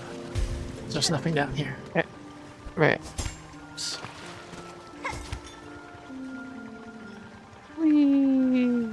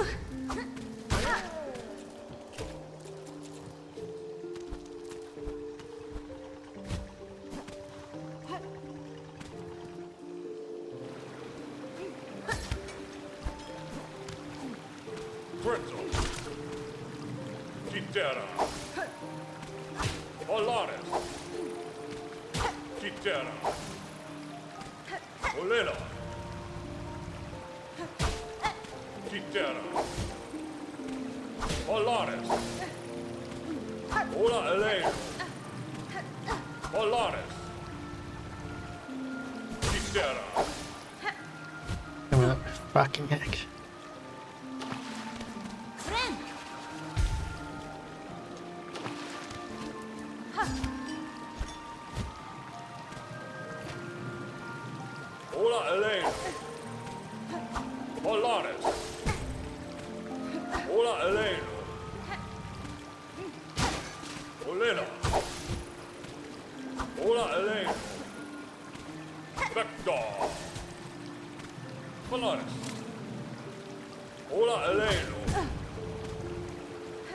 Gosh darn it.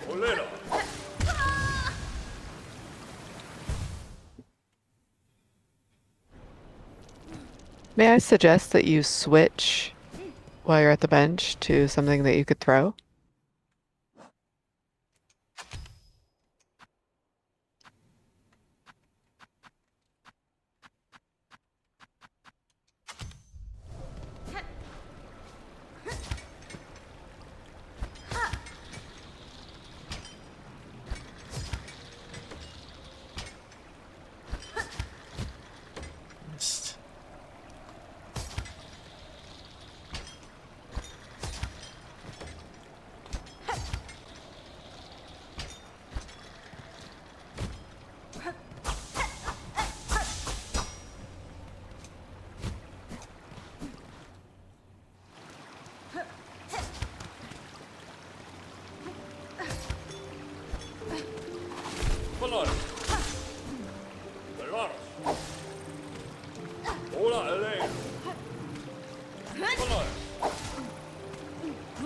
Wow, I don't even reach high enough to get him.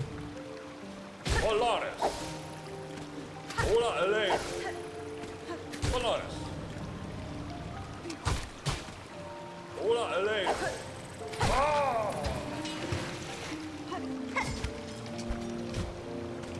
But you also did that without taking any damage.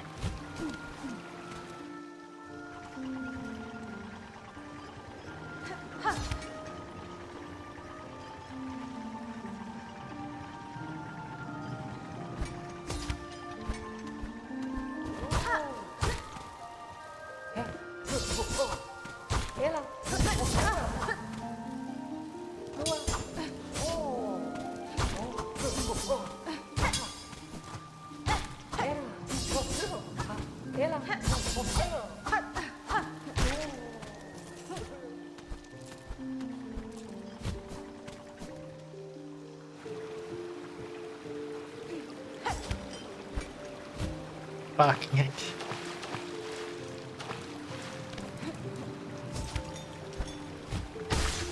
Hermano. Olena. Vector. Polaris. Hermano. Olena. Hola, Elaine. Vector. Friend.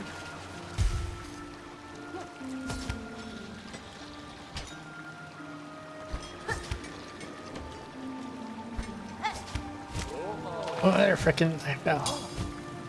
Whatever. It's probably better to fight them down here anyway. Yeah.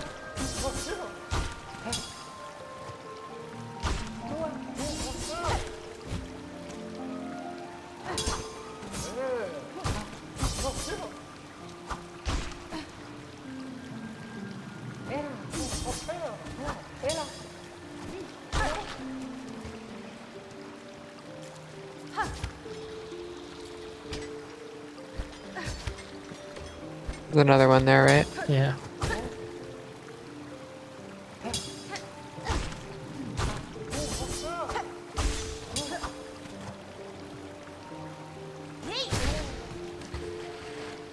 Oh yeah.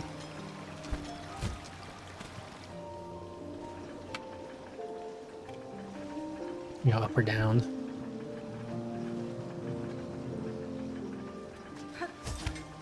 So we'll go up.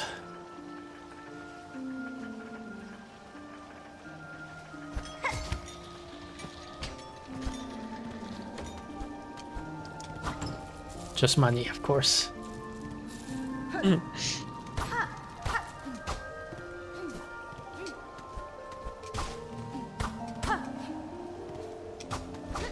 I guess we're going down then.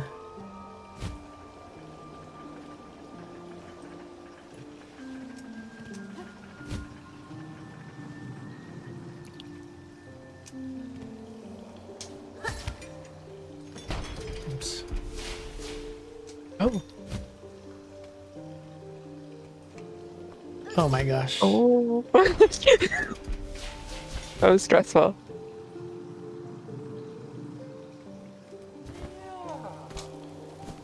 Hope there's a bench here.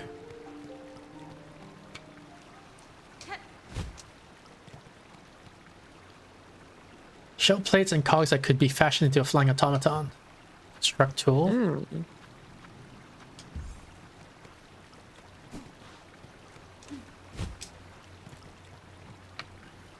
If I go down, I don't think I can come back up. If I go down that thing. Oh right, you'd need a flying automaton.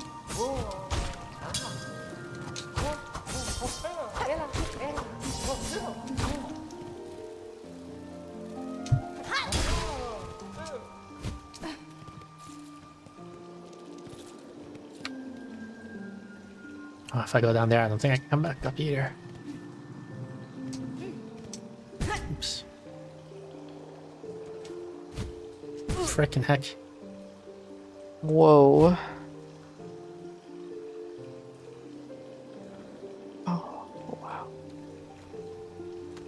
Oh, I can't go. I thought I could. Oh my goodness. There's a fragile wall there, it looks like. Right. I agree with you. Yeah, it's definitely fragile. Oh man, I can't. Oh, And I'm so far from a fucking bench too. Holy shit. right.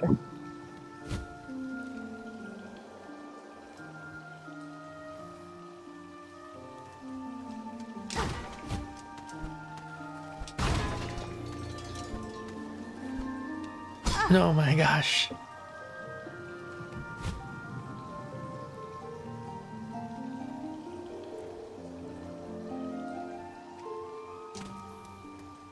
There better be a bench here. There's something on the other side of this freaking wall. Gosh darn it.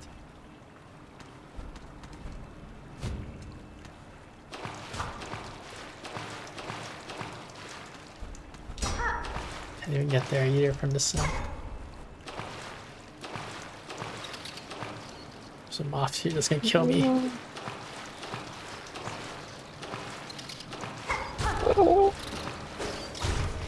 Fuck, he got me. Gosh darn it, not to redo that whole shit. That was all so stressful.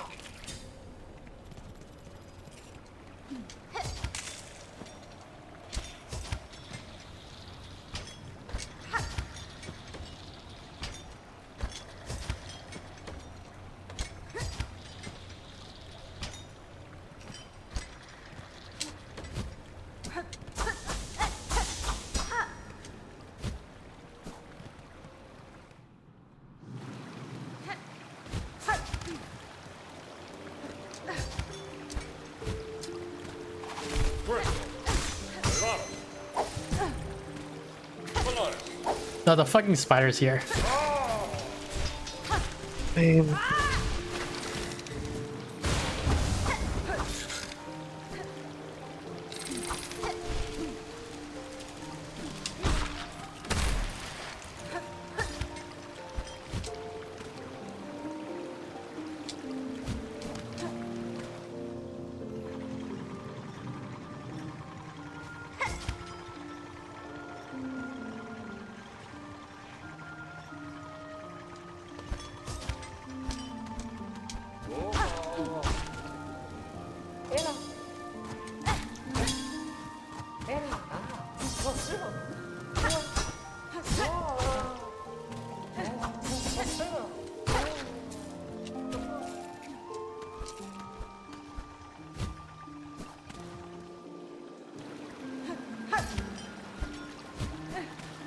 Hermanos.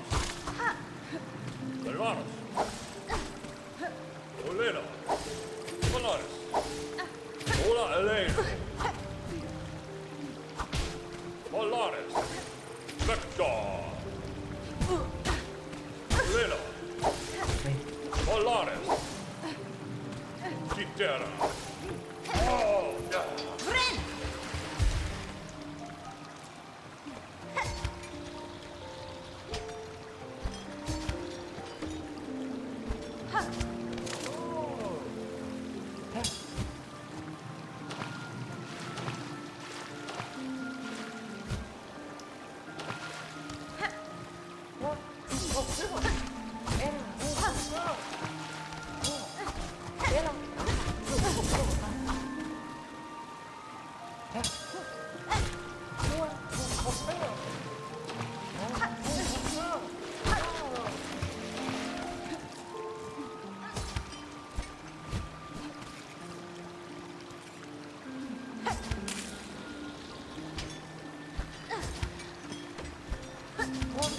Fuck. Oh, I thought he was gonna do a dash.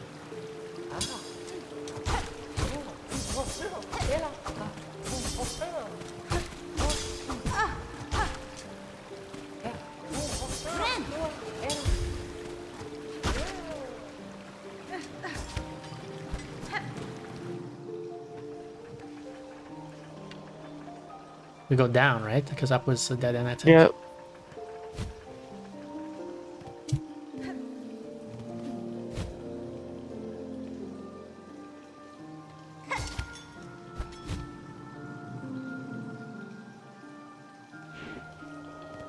Can we go down again, I think?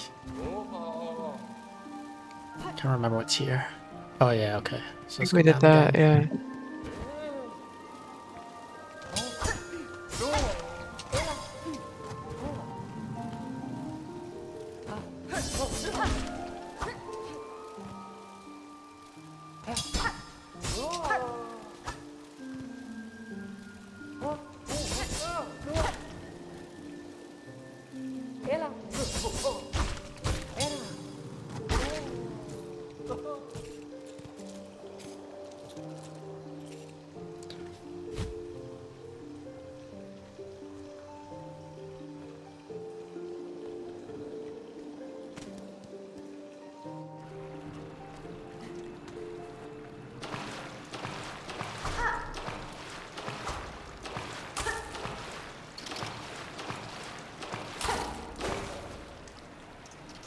Too many foreground objects here. I can't even see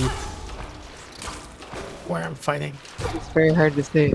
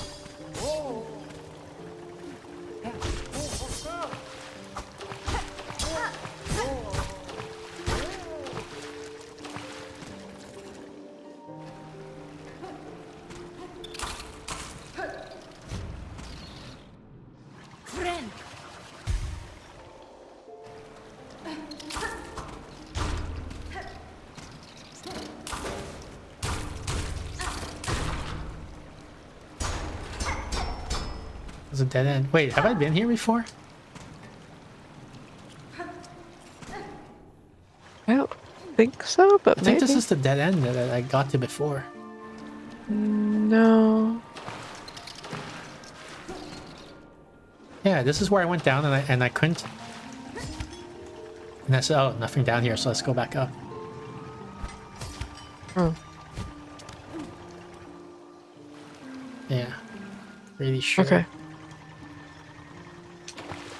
And I guess I didn't notice that this was, or maybe it just wasn't breakable from either side.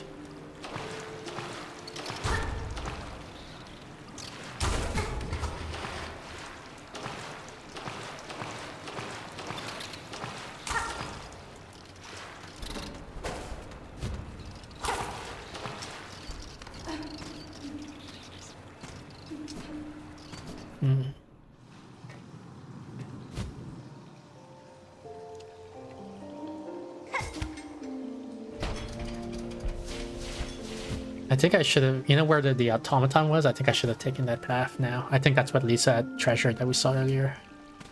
So that you didn't think you could get back up. Yeah. Raid registering. You piece of crap. Perfect. What is this? We can slide this around? Yeah.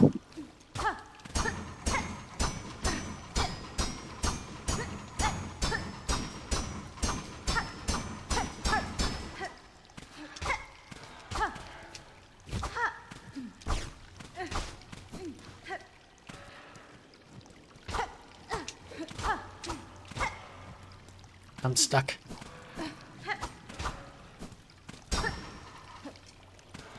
There you go.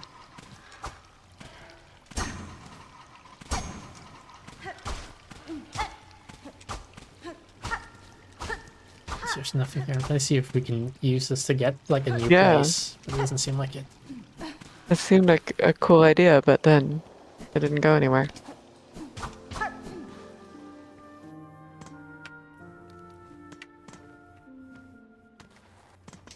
So that's, no, that's a tube. I thought it was a bench. Yo, tube is not too bad. Oh, there is a bench here. There's a in here.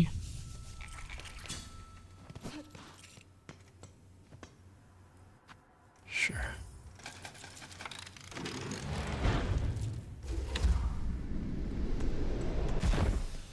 This is a map. Better be. Man, they put it all together at once.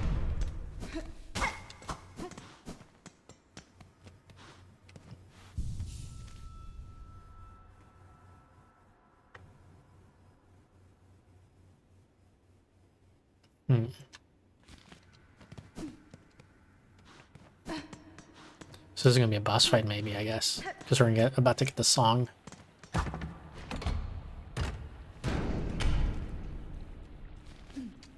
Just out of curiosity, where does this go?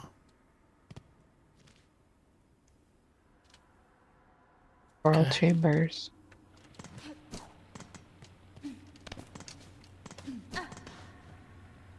Simple lock. Sure. Why not? Looks like the symbol of beads is what something to do with beads. And the sign there. Okay. Yeah. I hope it's not just like, you know, turn your beads into frayed rosary. Yeah, this is what it is.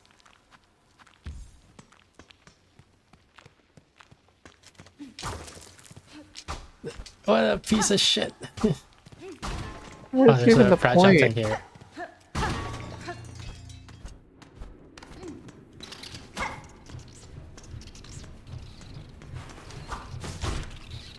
Oh shit, there's a moth behind me, but he died.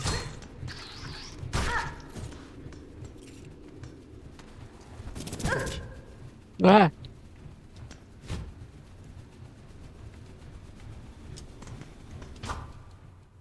There's a treasure room here.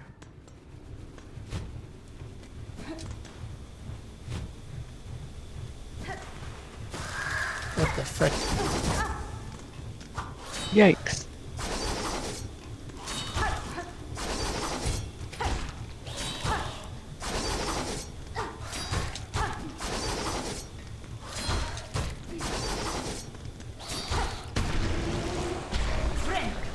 Wow.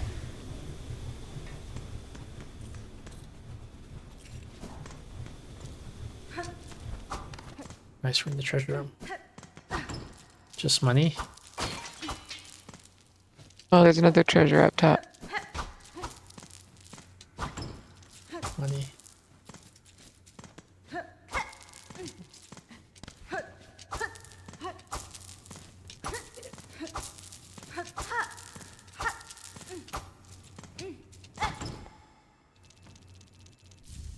More money. Gosh darn it.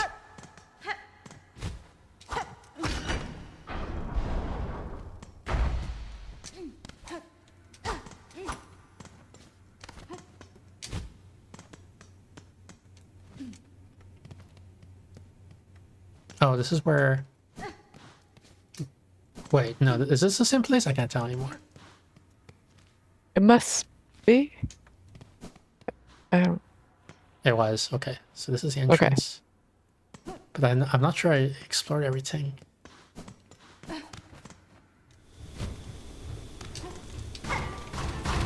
Yeah, another secret thing. Oh, Oh.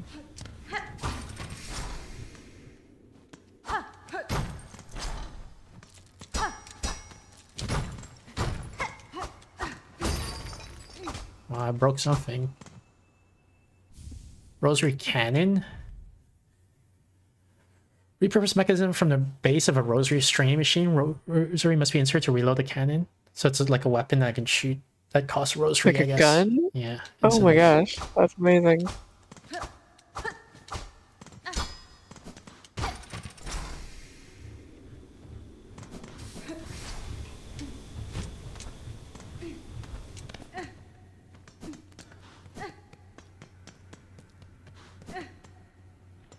Okay. Maybe the bead is like most of the stuff in here is rosary. Yeah. Boss fight. Oh.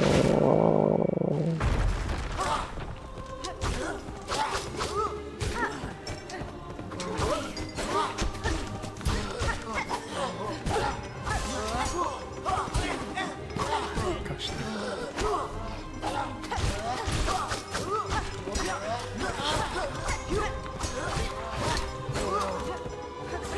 That's cool.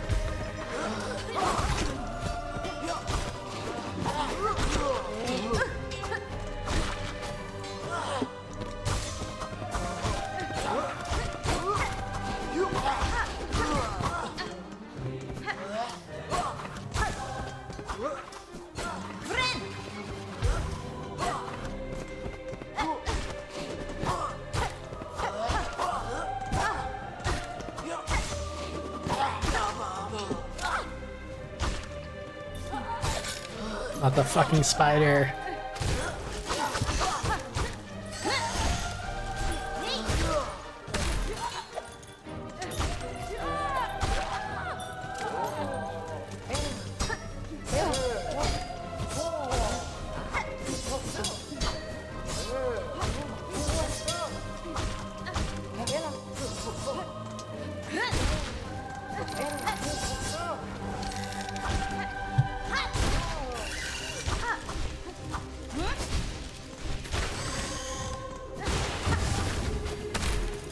Polaris.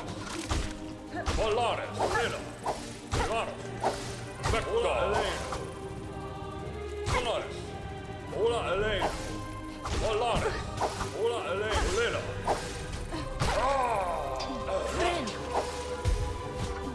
Elena. Ola Elena. Polaris. Oh, Sugar Mary, I didn't see your chat. Sorry, I was so focused on the game. How's it going? Silksong? Yeah, we're playing Silksong. Thank you. Polaris. Focus on this fight here. Oh, he's gonna jump right on me, I guess.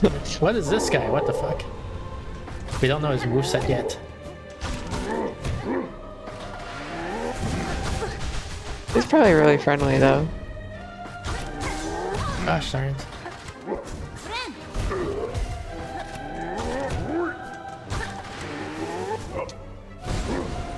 Oh fuck. Oh wow. Oh gosh. Dang it. Ah!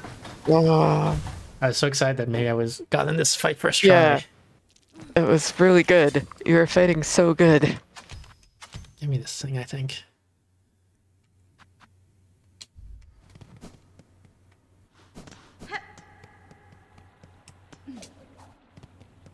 How are you doing, Mary?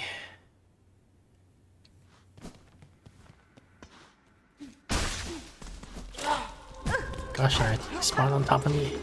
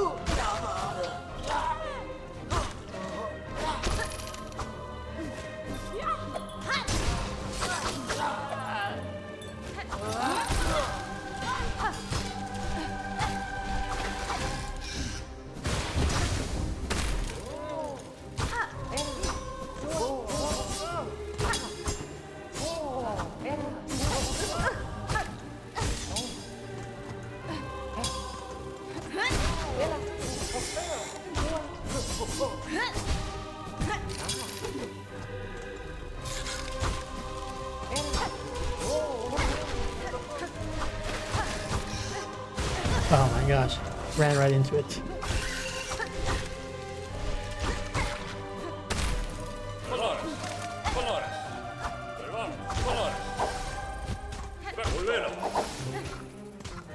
Vector. Vector. Ola Elena. Polaris. Elena. Vector. Vector. Elena. Terra. Polaris. Terra. Vector. Terra. Polaris.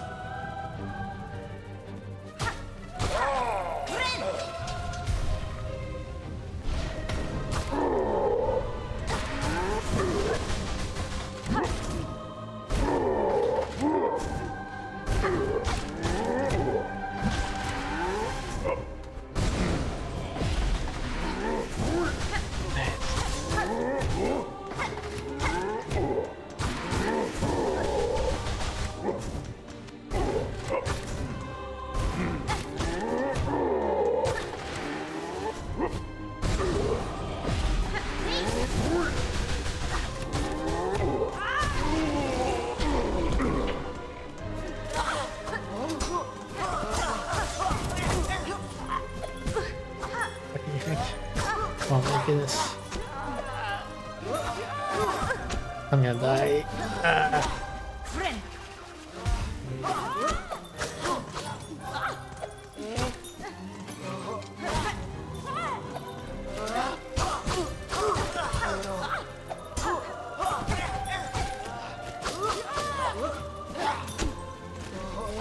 No, you frick. Oh, Hey, Chakar, welcome in. it was such a good fight. I'm gonna do this one. Yeah.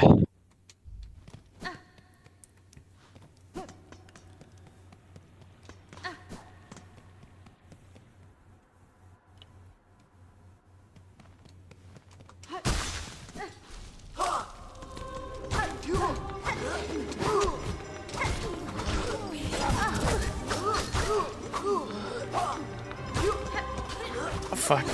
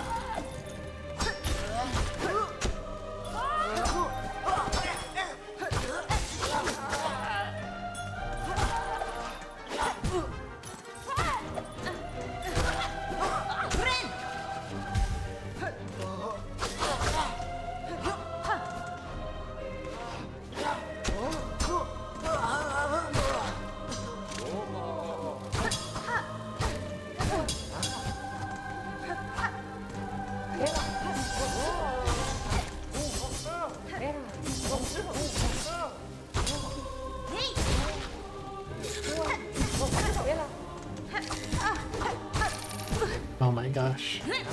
I'm dead. Yeah. Freaking spiders.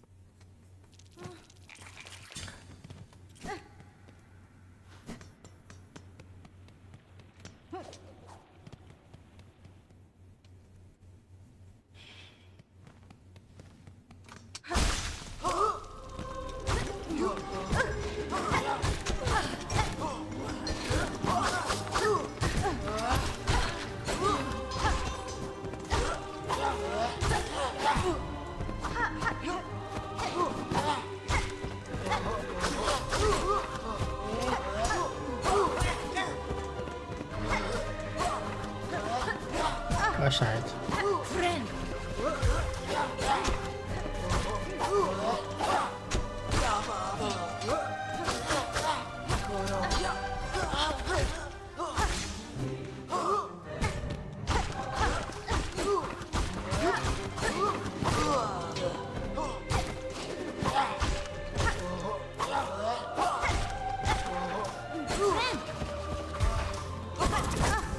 Piece of shit.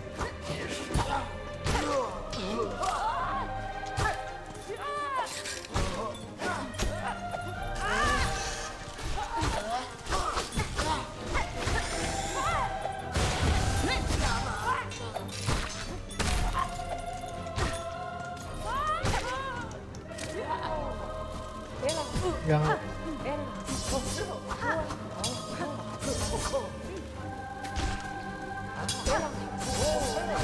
Oh my gosh.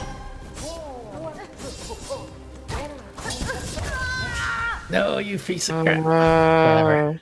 Whatever. Thank you for the hydrate, Mary. I'll take a sip right now.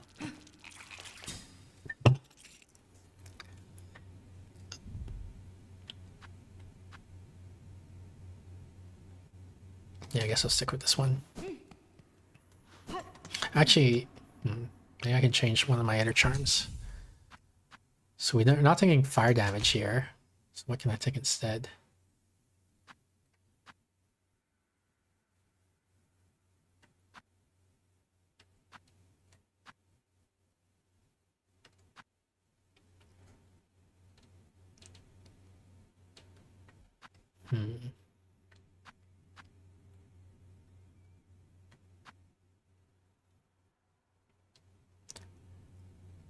Maybe this one. Do I need compass? What are the... Yeah, let's just stick with that. Okay.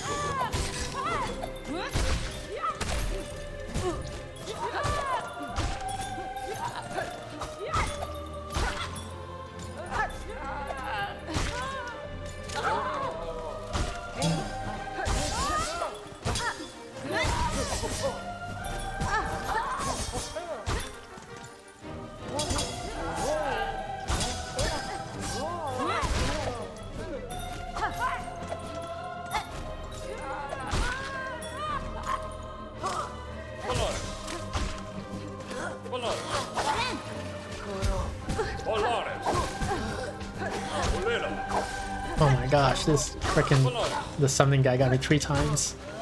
Yep. Hola, Elena. Elena. Polare. Fucking little bees.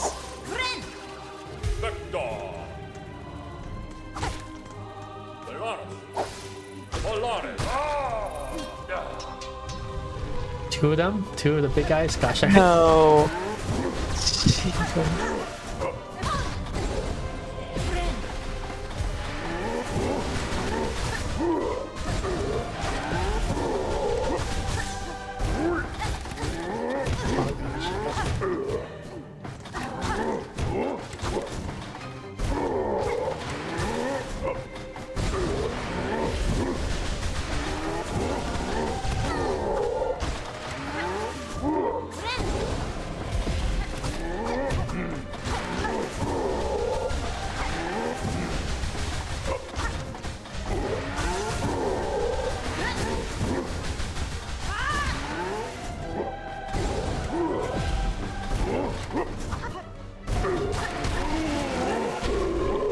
Oh my god, I'm in the circle. Fucking hell.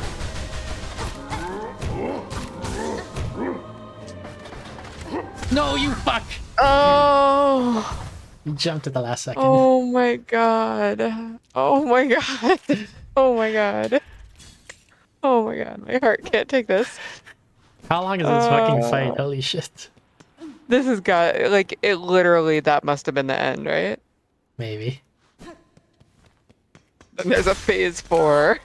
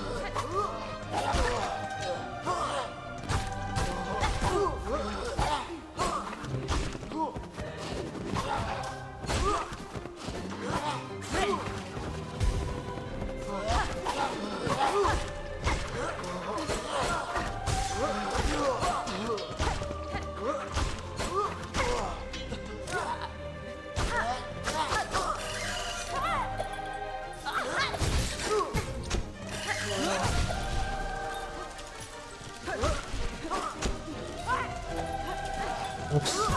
Gosh darn it. I'm fucking up here.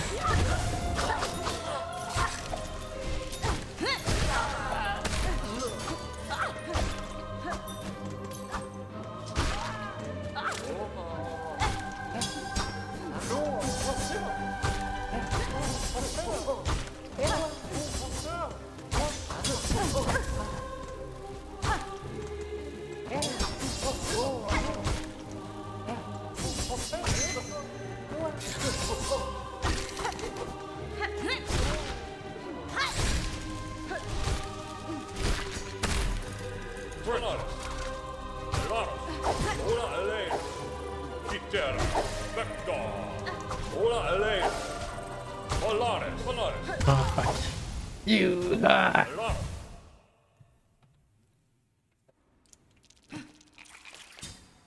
I'm running out of freaking shards. Like I'm not gaining shards as I do these fights. And I'm using them up as I use my items.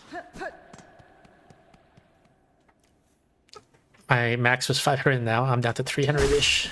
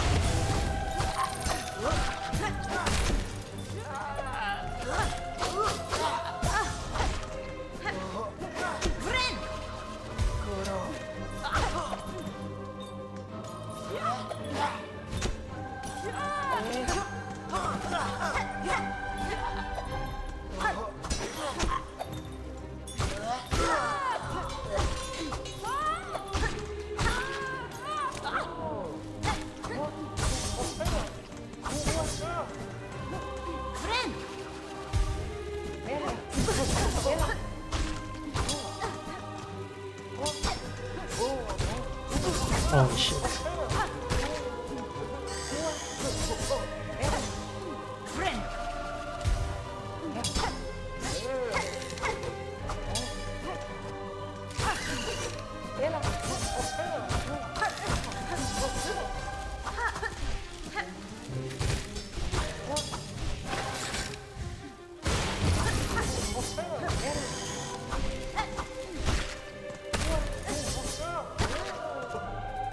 Polaris. Polaris. Olena. Ola Elena. Vector. Polaris. Elena. Polaris. Vector. Elena. Elena. Ola Elena. Vector. Olena. Vector. Olena. Polaris. Mistera. Ola Elena.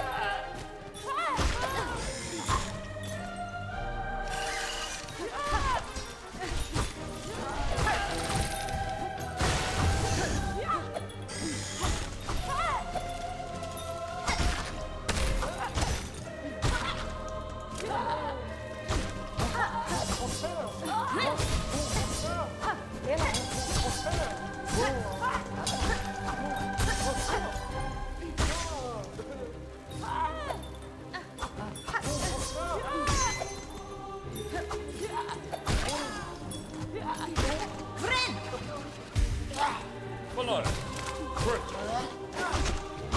Ola Elena. Elena. Ola Elena. Polaris. Vector. Polaris. Elena. Polaris. Ola Elena. Polaris. Polaris.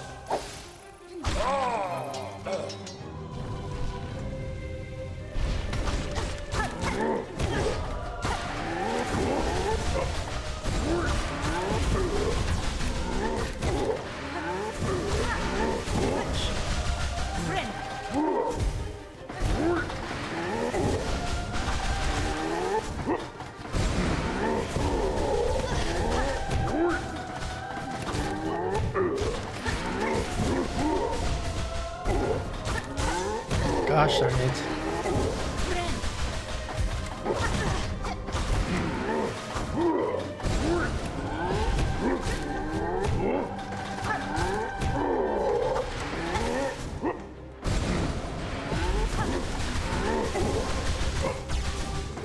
Holy shit, gosh darn it. God. These two guys are so annoying. Oh man.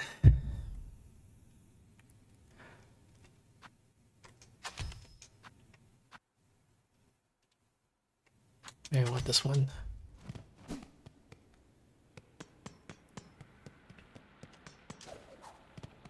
I like that you don't have to, like, it's just real easy to get to the room. Yeah.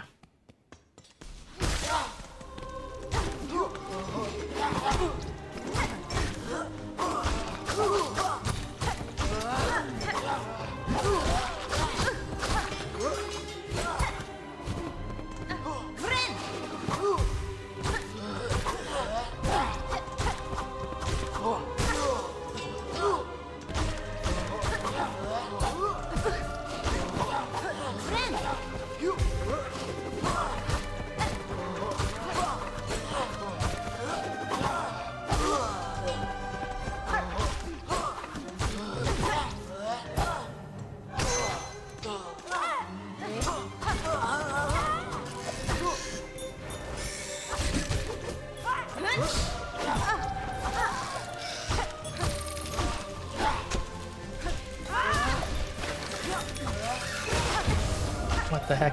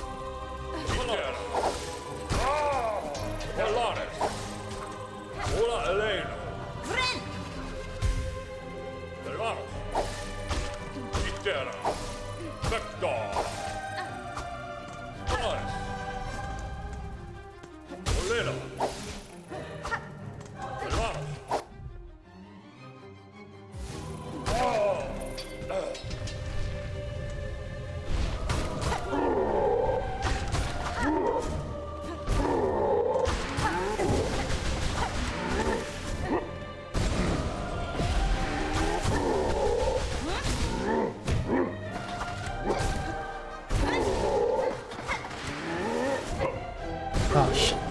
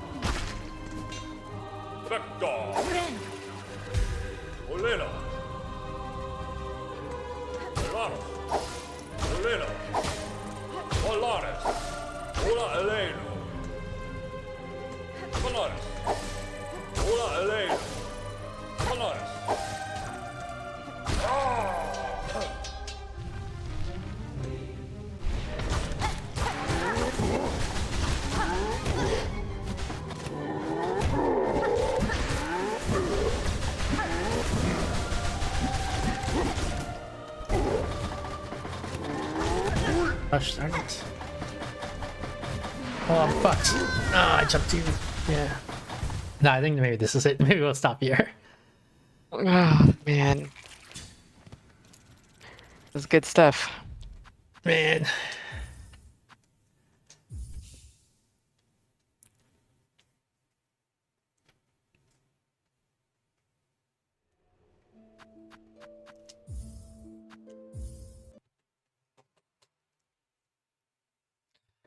All right, Steph. There's a DLC coming out, by the way. See, Sea of Sorrows coming in 2026. What is that? Like more content. Ah, okay. They're gonna add Fantastic. maybe a new area, new monsters, stuff like that. Cool. All right. Well, we also will be resuming in 2026. Yeah. So Happy New Year. Happy New Year. See you later. All right. Bye. Bye. Interact. Where is it? Here it is. Play. So thank you everyone for tuning in. That was Silksong with Steph. Regular schedule, top left corner screen. Every Thursday, 7 to 8 p.m. Pacific. That's about 2.5 hours ago in your time zone. We got the Steph Thursday stream where we'll be playing Silksong for the foreseeable future. Except this coming Thursday, she won't be here because it's Christmas. Maybe I'll stream something solo. I don't know yet. Every Saturday, 6 p.m. Pacific. That's about 4 hours ago in your time zone. We got the solo Saturday stream where we play random games from my review queue. We got the Discord. Join the Discord for updates to the schedule and any announcements for off-schedule streams. Let's see here. Today's Thursday, so tomorrow Friday we'll be playing Chernobyl Liquidator, and Saturday we'll be playing Griffith Academy of Zenith.